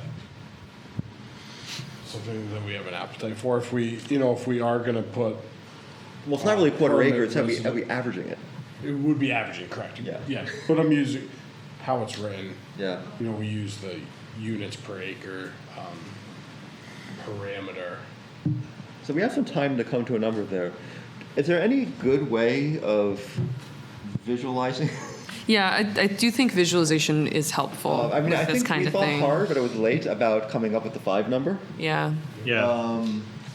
And at the time, it made sense. Mm-hmm. Because we're assuming that they're still going to take a lot of that 5 per acre And stuff put it in the into village core. Yeah. where they're allowed to, and it's more cost efficient to build Mm-hmm. bigger buildings. And it allows some dense clusters, assuming we're not going to get quarter acre lots if we have a village core that's dense, and if we mandate to preservation of open space and recreational uses as well. Is 5 too much? I don't know. It made sense at the time. I think it's something, and we're starting early enough where we, There's an assumption of, I mean, I think when we were talking about, 20 units per acre in the village core, there was an assumption about density and efficiency of construction, and leaving a lot of the area undeveloped. And I think, you lose that when you start allowing development out of that core. But that's kind of what they indicated that's kind of the market they're anticipating. So, it sounds like they are, they want to be able to build some of the multi-million-dollar ski resort, Yeah. single-family homes. Yeah. I wonder how many you can fit in there, but, also suspect that that's probably going to be what finances a lot of the more high-density stuff, too. In fact, mixed income is not a bad thing. It's not. You It's have not. some lower income, some higher income, and And with regards to the 5, so my thinking back to that, I'm guessing, and again, I don't have exactly the discussion that happened on the top of my mind, but if we had said originally you can have 20 units per acre on 25% of this tract, you're keeping it density neutral if you say 5 units per acre across 100% of it. So 20 units per acre on 1/4 of the tract. 1/4 of that density on 100% of the tract actually works out. If you have a 1,000-acre PUD, and you're saying you can have 25% of that as a village core at 20 units per acre, it gets you to the same units per acre as 5 units per acre across the entirety of that 1,000. So I'm guessing that's why that was the number the board settled on. That's what I was doing the math in my head that night and trying to figure that out.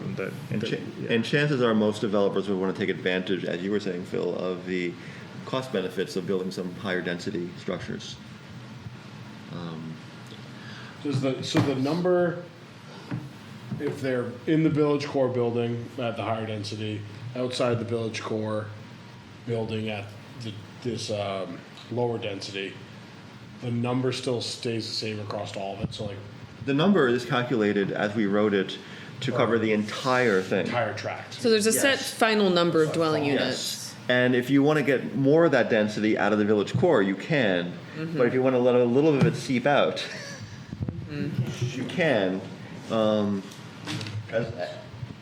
But you can't just equalize it across the entire PUD, because that would not be allowed by mandating open space and clustering and stuff like that. Yeah. So, because I like doing math while we're sitting here, I just looked at the area of Garland Street, Wentworth Street, and counted the number of houses and the acreage. So, if the area from Pleasant Street down to Wentworth, including my house? John's neighborhood, down to Winter Street, which is one of the denser parts of the downtown area, is about 40 or 50 houses, and it's about 11 acres. So it's a little bit over 4 units per acre. So, if you're looking at single-family houses, that's 4 units per acre. So that's a good visual. Yeah. So if there's, hypothetically, we're gonna say 1,000-acre tract, and they're permitted to have a 250-acre village core, and the maximum density of dwellings they can have with that 250-acre core is 5,000 dwellings in that 250 acres. If they choose to say, I'm just gonna take a number out, if they choose to put 1,000 dwelling units outside of the village core in these clusters, they are then only allowed to put 4,000 units in the village core at that village point. core. So it all has to Correct. balance out still. Correct. Yeah, that was kind of the math I was. And that on we a were practical thinking about. level, Yeah. I'd be highly surprised if someone put in 5,000 housing units in Plymouth. I'm thinking you're picking a number that's 4 times bigger than the maximum, and it's a scary number. Or Yeah, it's yeah. 4 times bigger than the minimum. But it's Easy number. Easy math. Yeah, Easy it's math. maximum Yes. because look at the Blackies who said, hey, you Yeah. can put 11 acres on 1.4, 11 houses privately, right? Yeah. On a 1.4, they right. use the maximum. Yes. Yeah.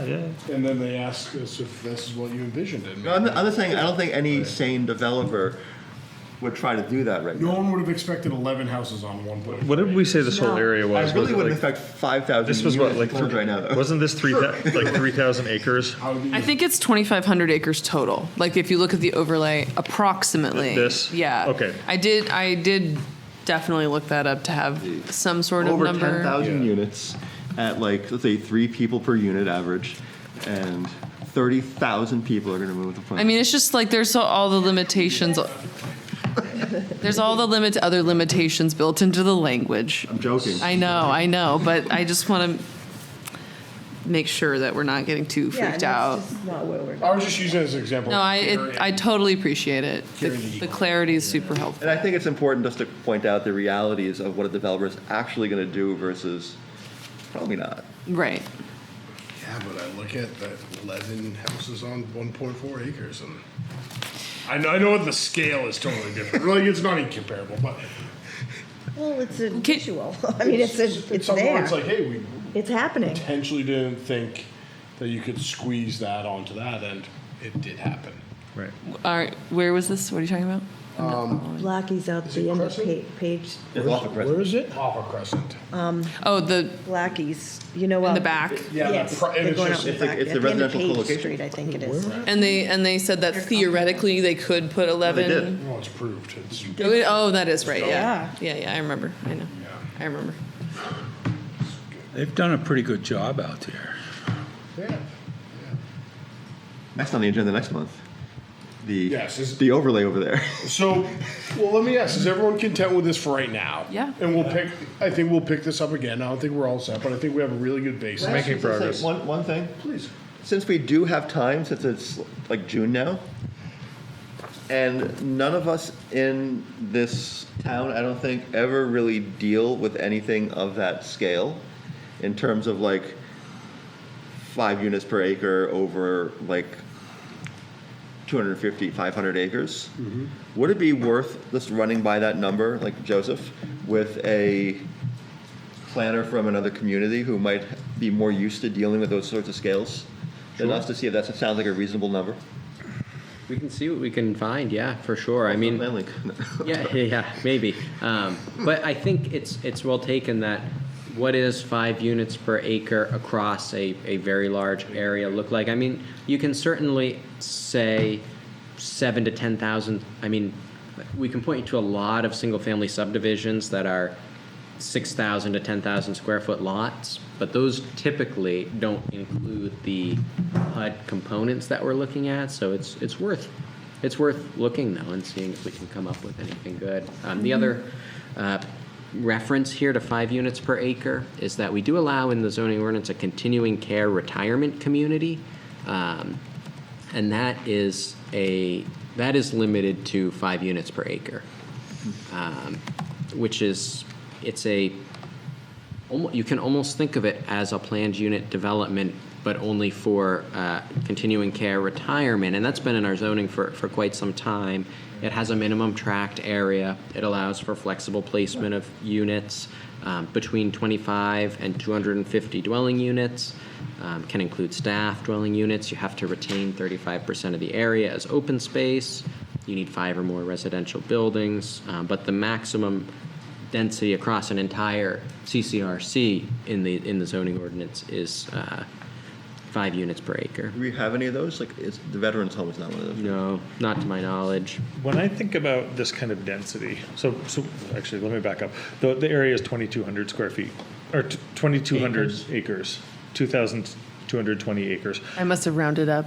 Ballpark. You're right. I was thinking it was like 3,500, so I wanted to check myself. But when you think about this area and, if you have average of 5 acres per unit, 5 units per acre density over the whole area, think about the fact that no developer is going to start spreading them out only because if you what we're concerned about with sprawl, they're concerned about themselves. Every road they have to build that requires water and sewer and utilities, the per mile construction of spreading out is really high. So they're probably not going to do a lot of that unless they're really high value properties, and then they're probably going to focus a lot of their development on the core only because that's where the cost effective building is going to be. If you're,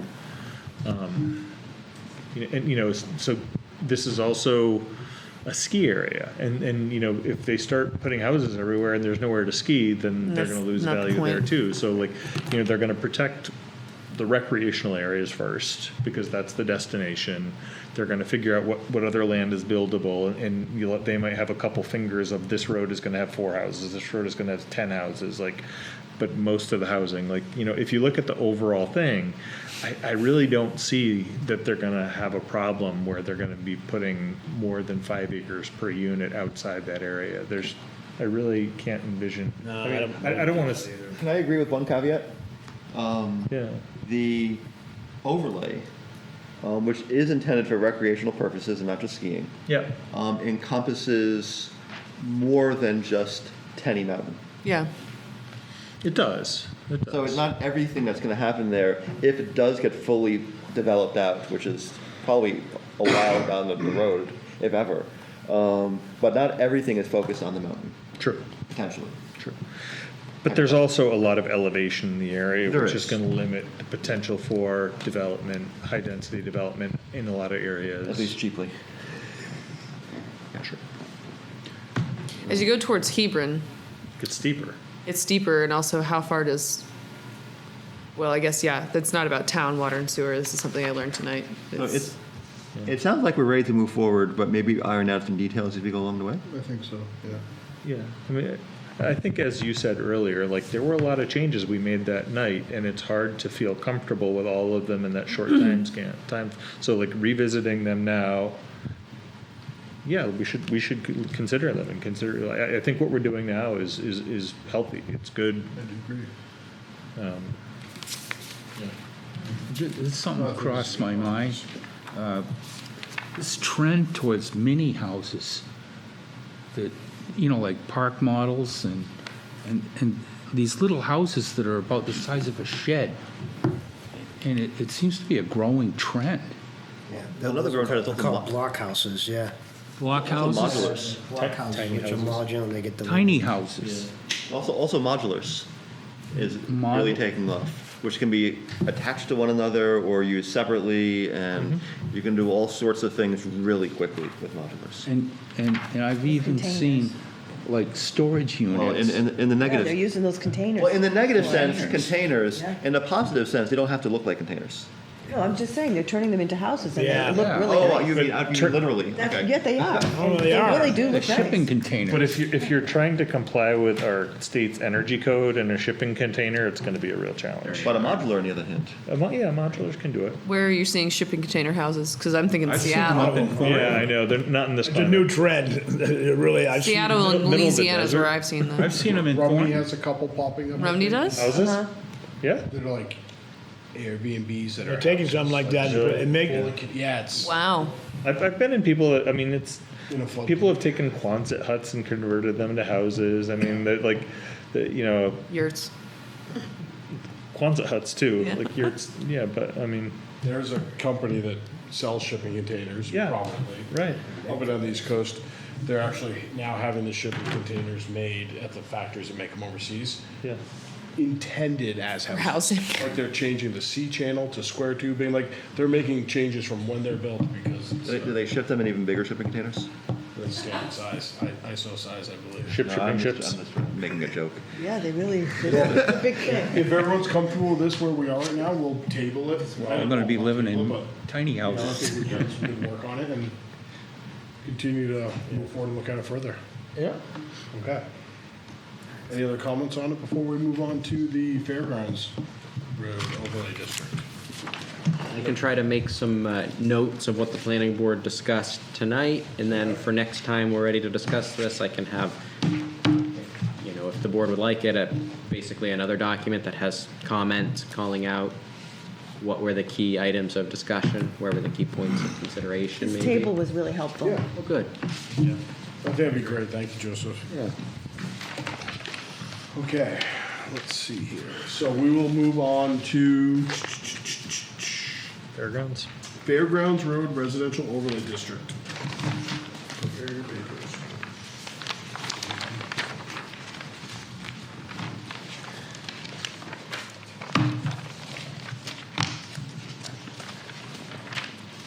Fairgrounds Road, awesome overlay district. Brad? No. Oh, no, I spelled it wrong. I was trying to, anyway. I gotta work on my spelling. All right, so one of the biggest questions I have, I guess, when we look at the Fairgrounds Road Overlay District in comparison to the zoning amendments that were put forward for 2025 that passed. It's different now. 2024, I think. Right. It's different now. Right, I think we're really close with the overlay district to what you can do with zoning. Joseph, what do you think are some big differences that still stick out that the overlay district would offer this versus what you can do now? And the reason I asked about this, primarily based off of density, looking at, I can't even think of it. Is it BICO LLC? BICO LLC's application Yeah. for those 11 houses on that 1.4 whatever acres. So I look at it and say, wow, this is quite the density we achieved Yep. through the zoning amendments we've already done. Do we need the Fairgrounds Overlay District? Like, is it even needed anymore because of the changes we've already made? That is on a single lot. And I know that's not a single lot, yeah. Yeah, that's definitely a good thought as we consider how it interacts with the zoning that exists today. So the density allowed in the agricultural zone is different today than when this was initially conceptualized. And really the key difference, I would say, in terms of density is that this FRROD district would mirror the regulations applicable to the single-family residential zone for any of these properties. The single-family residential zone minimum lot size is 10,000 square feet, 5,000 square feet per additional unit over one. We're talking with water and sewer, which we're assuming for this conversation, but may not always be the case.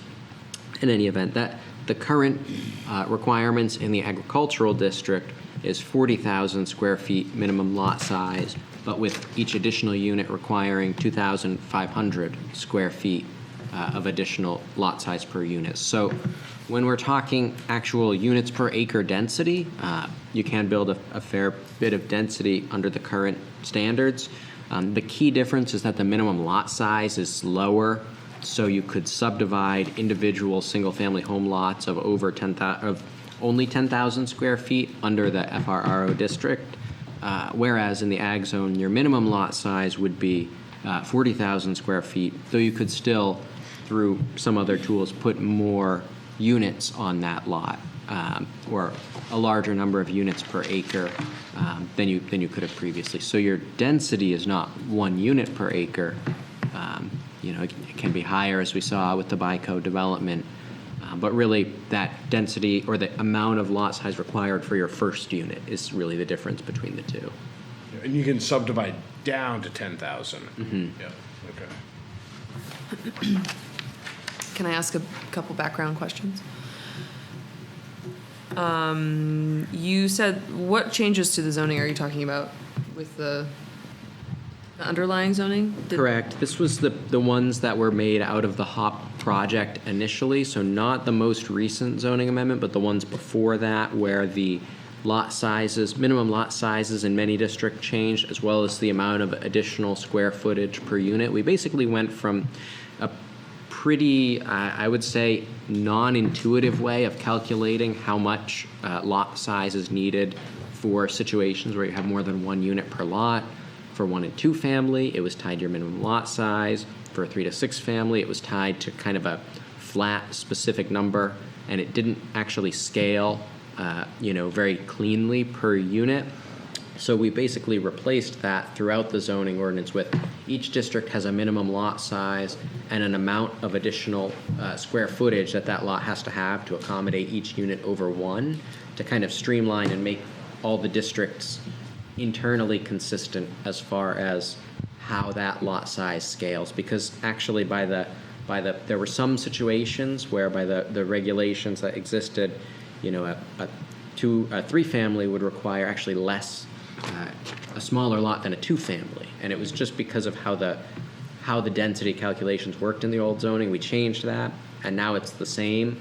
But as a result, some of those now allow for more units per acre than they did before. In fact, probably all the districts ultimately did.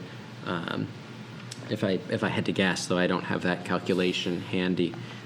But that's really the key there, is changing how we dealt with units above one. What year were those amendments adopted? That would have been 24. 24 town meeting. Okay. If I can respond to that,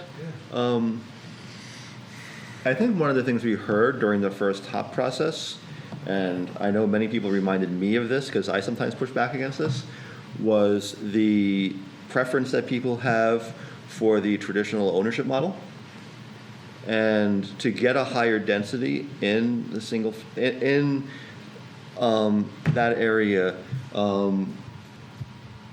currently you probably have to bypass the most traditional ownership models of single-family homes on single lots.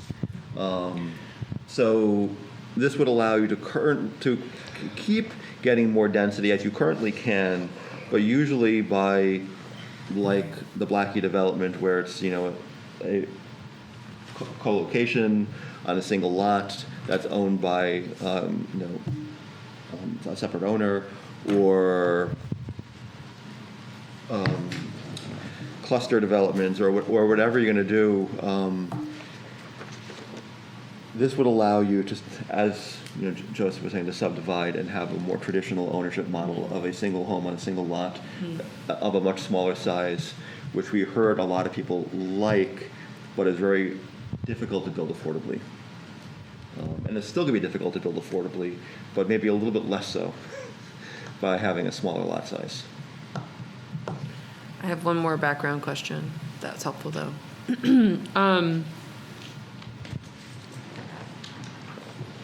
What is the difference between two single-family dwellings that are attached and a two-family dwelling?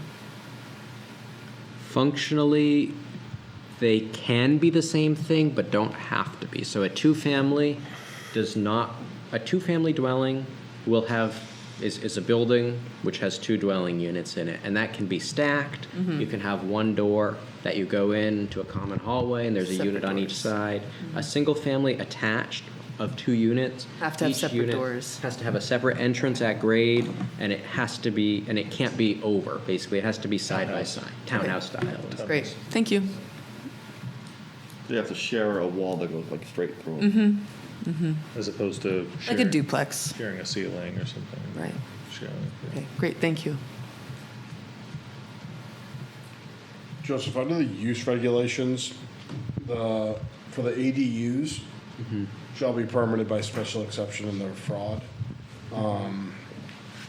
Would that be null and void and sort of go away if the state's ADU statute goes through? Yeah, that's accurate. Yeah, that would have to go away, as would the requirement for them to obtain a special exception in single family as well, if that bill were to come to pass. But that's going to be true in every zone. Yep. Yeah. And they're already permitted by right in most zones, but the ones that they are still a special exception in would have to change if that bill passed. And we might have to allow, if the other bill passes, manufactured housing. That is another one that, you know, it's an interesting catch that this list does not actually say manufactured housing. This list of uses permitted in the FRROD. Well, it was originally mirroring the single-family residential, Correct, but then we added the attached single-family. That's right. Yep, that makes sense. Why would we need to specify manufactured housing in this list? Use it as a different use in the use table currently, Oh, I see. anyway. So it's regulated differently than single family. By our town. By the town zoning. Yep. Got it. for now. And I think, if I understand, oh man, it's messy, but manufactured housing, if I understand correctly, can be built to be placed anywhere. So it's not subject to building codes the way that site-built housing is.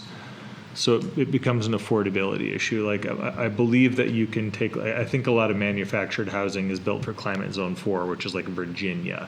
And where the southern part of New Hampshire is climate zone 5, we're in climate zone 6, which means if you take a manufactured home that's built for anywhere in the US, which is climate zone 4, and drop it here, the person's energy use is going to be exorbitantly high. There's really no way to make them efficient. Are you talking about USDA climate zones? No, Oh, building okay. code climate zones. So plant hardiness zones are I was different. really It's confused. similar, Okay, but it's thank you. different. All right. No, if you look at the IRC, they're building their climate zones. They're the efficient. There are different standards in the energy code for where the home is based. In the southeast corner of the state is climate zone 5, Yep. and the northern part of the state is climate zone 6. And I think if you get those manufactured homes, don't you have to have it certified from the plant through the state? The state has to actually certify that it is appropriate for this zone. Does it? There's Yes. placards in them. Okay. Yes. All right. So You have to require that. Maybe that's changed in the past, but I think in the past they weren't like that. And I think it's actually part of the building permit, because we're going through one right now. Oh, and okay. All it's right. modular that's coming out of Pennsylvania, and we had to get the plans all stamped. That it was for climate zone 6. That's right, and it had to Oh, go to the good. state of New Okay. Hampshire. So- And the so- state certifies it, and then it comes back to the town. Perhaps a lot of the reluctance to allow manufactured housing was because, I mean, maybe the codes have adapted to that and now manufactured. I'd be interested I to know don't think more that about was a reluctance. I think it was a stigma.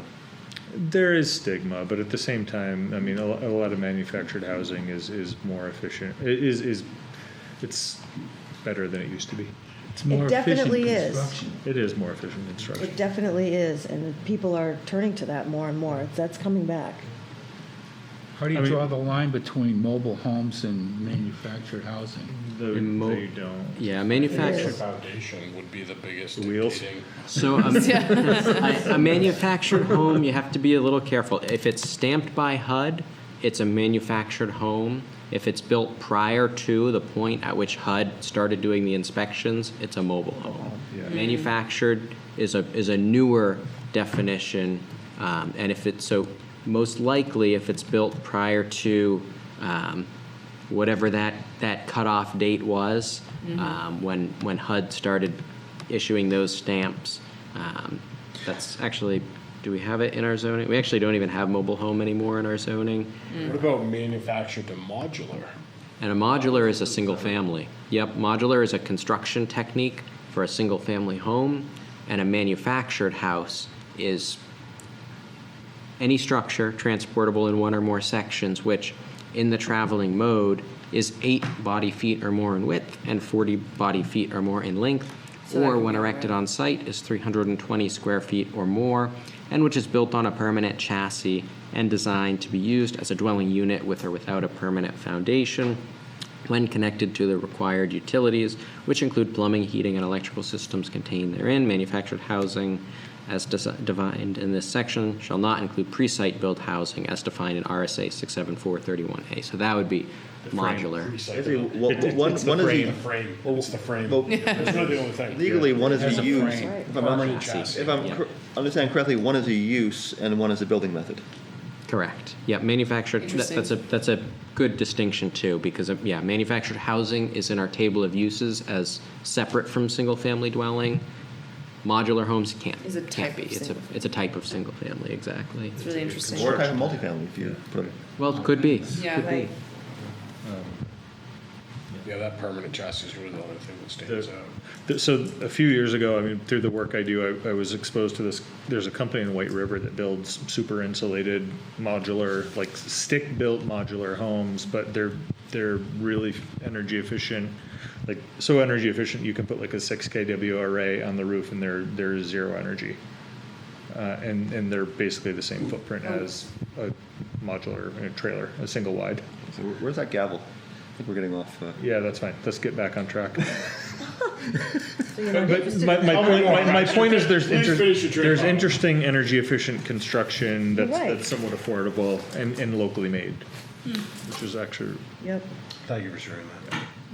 And where this all came from, let's get us round back to the beginning, is that the state might be mandating that we treat manufactured housing as allowable in any place that single-family houses are allowed. yes. So that's something we should consider when we're considering the FROD. Well, no, but it would change nothing perhaps, because like, all of a sudden it'd just be allowed anyway, even though they don't. So if it says single family, But don't we have to put it into our ordinance at some point? no, you just take the limitation of manufactured out. Oh, interesting, okay. Joseph, is that being You just don't deal with it, and It by is. law, it's allowed anywhere. Yeah, it hasn't been signed yet, and it is an interesting kind of open question. You could do either. And this is one that I have on my list for if they pass, the board's got this, we've got this working list we kind of touched on previously, but that is one possible way to handle it, is you redefine single-family dwelling to include manufactured housing and then take out manufactured housing, or you just change the use regulations for manufactured housing to be exactly the same as single-family. You kind But of could go- manufactured housing parks will still exist. There's no specific reference in the bill to manufacture, how it interplays with manufactured housing. That's land Which is use. Noah's issue. Correct, yeah. That's, Oh, that's someone from OPD, he's Yeah, got so, it. but you're Deep right with that and a manufactured housing park is typically regulated through subdivision. right. We don't have to allow for parks just because we allow the housing type. Right, Correct. A right. park, They can be built as single-family homes according to our subdivision regulations. Yeah. Or they could be built on a private lot through land leases. So now it's not a park. Through what leases? Land lease, like, Oh, at least you my lot. Isn't that not that different than what the rest of the Crescent lot is? Those are all land leases? Yeah. Very much so. Steel Drive has some of that. our zoning defines a manufactured housing park as 3 or more. So if there were one of those lots with multiple manufactured houses on it, 3 or more units, those may actually fall under our definition of manufactured housing park. But it's the two really that, so here's the definition of manufactured housing park in our zoning ordinance. It's any tract of land, portions of which are leased or rented, on which 3 or more manufactured houses are parked and occupied for living purposes. So 2 isn't a manufactured housing park, 3 or more would be, under our town zoning. State law may differ, and I will make that caveat. Very interesting, thank you. Yeah, it certainly is interesting to consider how this has changed in the past 2 years. I mean, I think it's still helpful, Yeah. even if not as drastically so. I'm trying to remember, there was a resident of Fairgrounds Road who was concerned that the way the overlay district was written allowed for, so there was something that required a butter approval in the single family, but that a butter approval wasn't required in the overlay district. Do you remember what I'm concerned So- about? But it may be moot now because of the other zoning changes. I think that's probably right, because single-family attached is not allowed in single-family residential, but was allowed in the FRRO district. So if, Also, ADUs were regulated differently. yeah, so that's probably, and it is true that that's now regulated differently in the ag zone altogether. Right. Both of those uses. I just wanted to be sensitive to the fact that somebody brought that up at the time, and I think it was one of the reasons we decided not to move forward with this 2 years ago. or whenever it was, 2 years ago. I look at that area and it's pretty darn dense It is. already. It could be denser, though. And I say that not to say we Yeah. shouldn't go forward with this, but to say Right. that I think this boat has sailed, and we might as well There's still development potential in a lot of those lots. No, and I'm not trying to say we shouldn't do it. I'm just trying to say, let's put another tool out there to use. Yeah, I agree. In that same vein. Yeah. The end of the sewer line is the chainsaw shop. And the end of the water line was extended to Frank McLeod's house. Then you have that dip. A little hollow there. And from that point, it's not economically feasible for water and sewer to go out there. Well, There's not and enough density Not at unless- this time. Not unless it came in off Smithbridge Road. Well- we didn't extend the overlay that far for that reason, as well as the character already kind of changes at that point, Yeah. to be much less dense and more rural, and so, yeah, I think the overlay kind of already. This is the dip you're Yeah, this talking about here, is stops that the stream The fairgrounds. Yeah. right there? Yeah. Is Yeah, that the stream? That's the it's a dip, right? hollow. Yeah, I think it's there. Steel Drive? It's right by Batchelder's farm. Yeah. Is that what that Is is? it? There's an old gravel pit out and back. Yeah, The okay. McLeods own quite a lot of land out and Yeah, back. and that's the, I think this is the saw shop, right? Yep, that's the saw shop there. Okay. Yeah, and there's really not a whole lot of development potential past the saw shop anyway.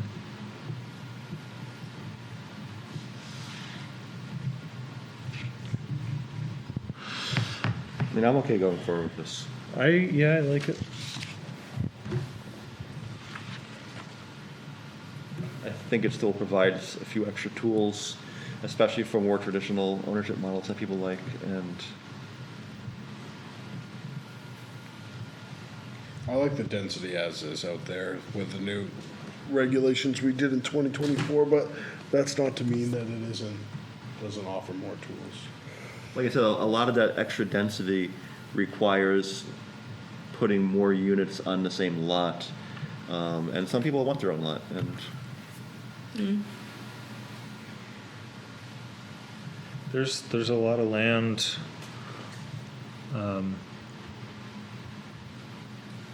that has development potential, off Cooksville Road, to the south of Fairgrounds. Carpenter Farm. Is that what it is? Yeah. Yeah. I don't know the farm name, no. Yeah, I'm just looking at the parcels. That's a cemetery. What's that one?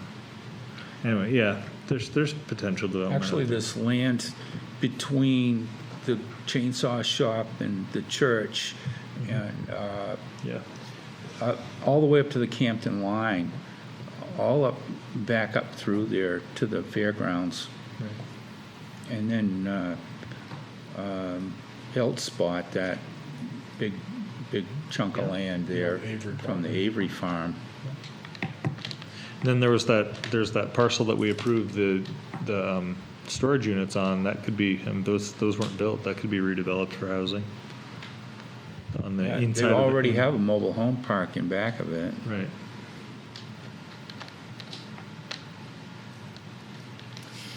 I think what John said is accurate. That ship has, I mean, it's already very dense in there. So, And it's an area, I mean, it's been identified as an area for future potential growth in the past, in the existing master plan because of the proximity to town. water and sewer. we Fairly- built out the fairly infrastructure buildable. to make it happen. Yes. Town and highway. Yeah, I think it makes sense to move forward with this. I mean, the only other thing I could suggest is don't make this complicated, don't do an overlay, just rezone it as single-family residential.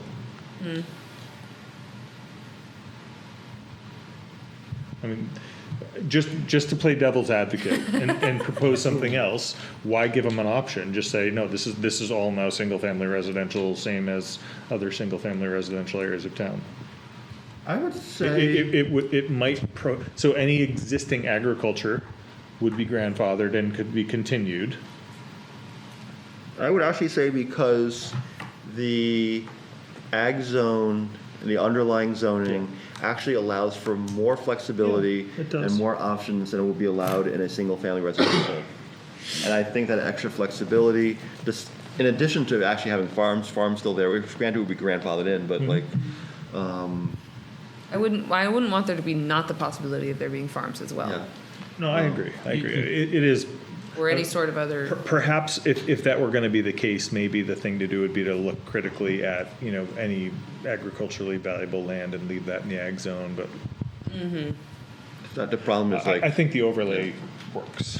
And, I'm not suggesting that we have to go forward with that. I'm just asking the question, would it be better? And it sounds like the consensus is no, the overlay is a better solution. I in many ways would prefer not to do an overlay because it adds an extra layer of, It does. literally an extra layer of like complication. It does. But I don't think that a single-family residential zone to work there as well. And we Yeah. have this written already, and Right. I think it would work. Complicated for some people because it's an overlay, but it's not really that complicated. No, it's, if you understand the word "or," it's not that hard. And which definition of or? Is it like the definition of or that includes and then we can do both at the same time? There's no A in "or." Not synonymous with paddle. Mathematical definitions. Do we want to make a decision on this tonight? Do we want to carry this to the next time we talk about it? Let's let it marinate. Let it marinate for a little bit. Yeah. I'm fine letting it marinate, yeah. Okay. We have the time, let's luxuriate. Luxurious. Let's luxuriate. Second. All right, perfect. That's what we need. If there's no other comments, everyone's okay with that for right now? Yeah. Perfect. Anybody on line there? No, I don't believe so. Quiet. I feel comfortable with what we have talked about tonight and accomplished tonight with the two overlay districts. Great. If everyone else is, or if you'd like to start working on the other ones, I feel kind of fine that with the work we've performed tonight. I think we did a lot of really good work tonight. Well, are there any other public comments? Can I make one comment? Let me bring it back to us. Are there any comments on the board? There's no public anyway. I just want to acknowledge that we canceled our next meeting for Independence Day.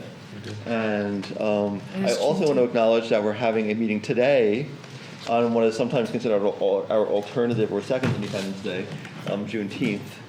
And when a lot of other freedoms took place. And I just think that's worth at least acknowledging that we're here for working on that holiday, even though we took off the other one. And I'm not saying it's a bad thing, just I want to at least acknowledge Juneteenth happening right now. Juneteenth is today. It is. Acknowledged.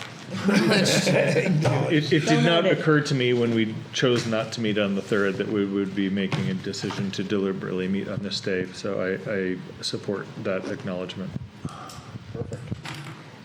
And happy Juneteenth, everybody. Happy Juneteenth. All right, and we will not be meeting, so the public knows, on July 3rd. We will reconvene back here on July 17th that'll be our business meeting? Yeah. Yeah, that's right. For our business meeting, the public will see you on the 17th. Happy 4th of Hope you July. all have a good 4th of July. Yeah. Make a July motion to adjourn. 17th? I confirm that. All in favor? Hi. Opposed? Nay.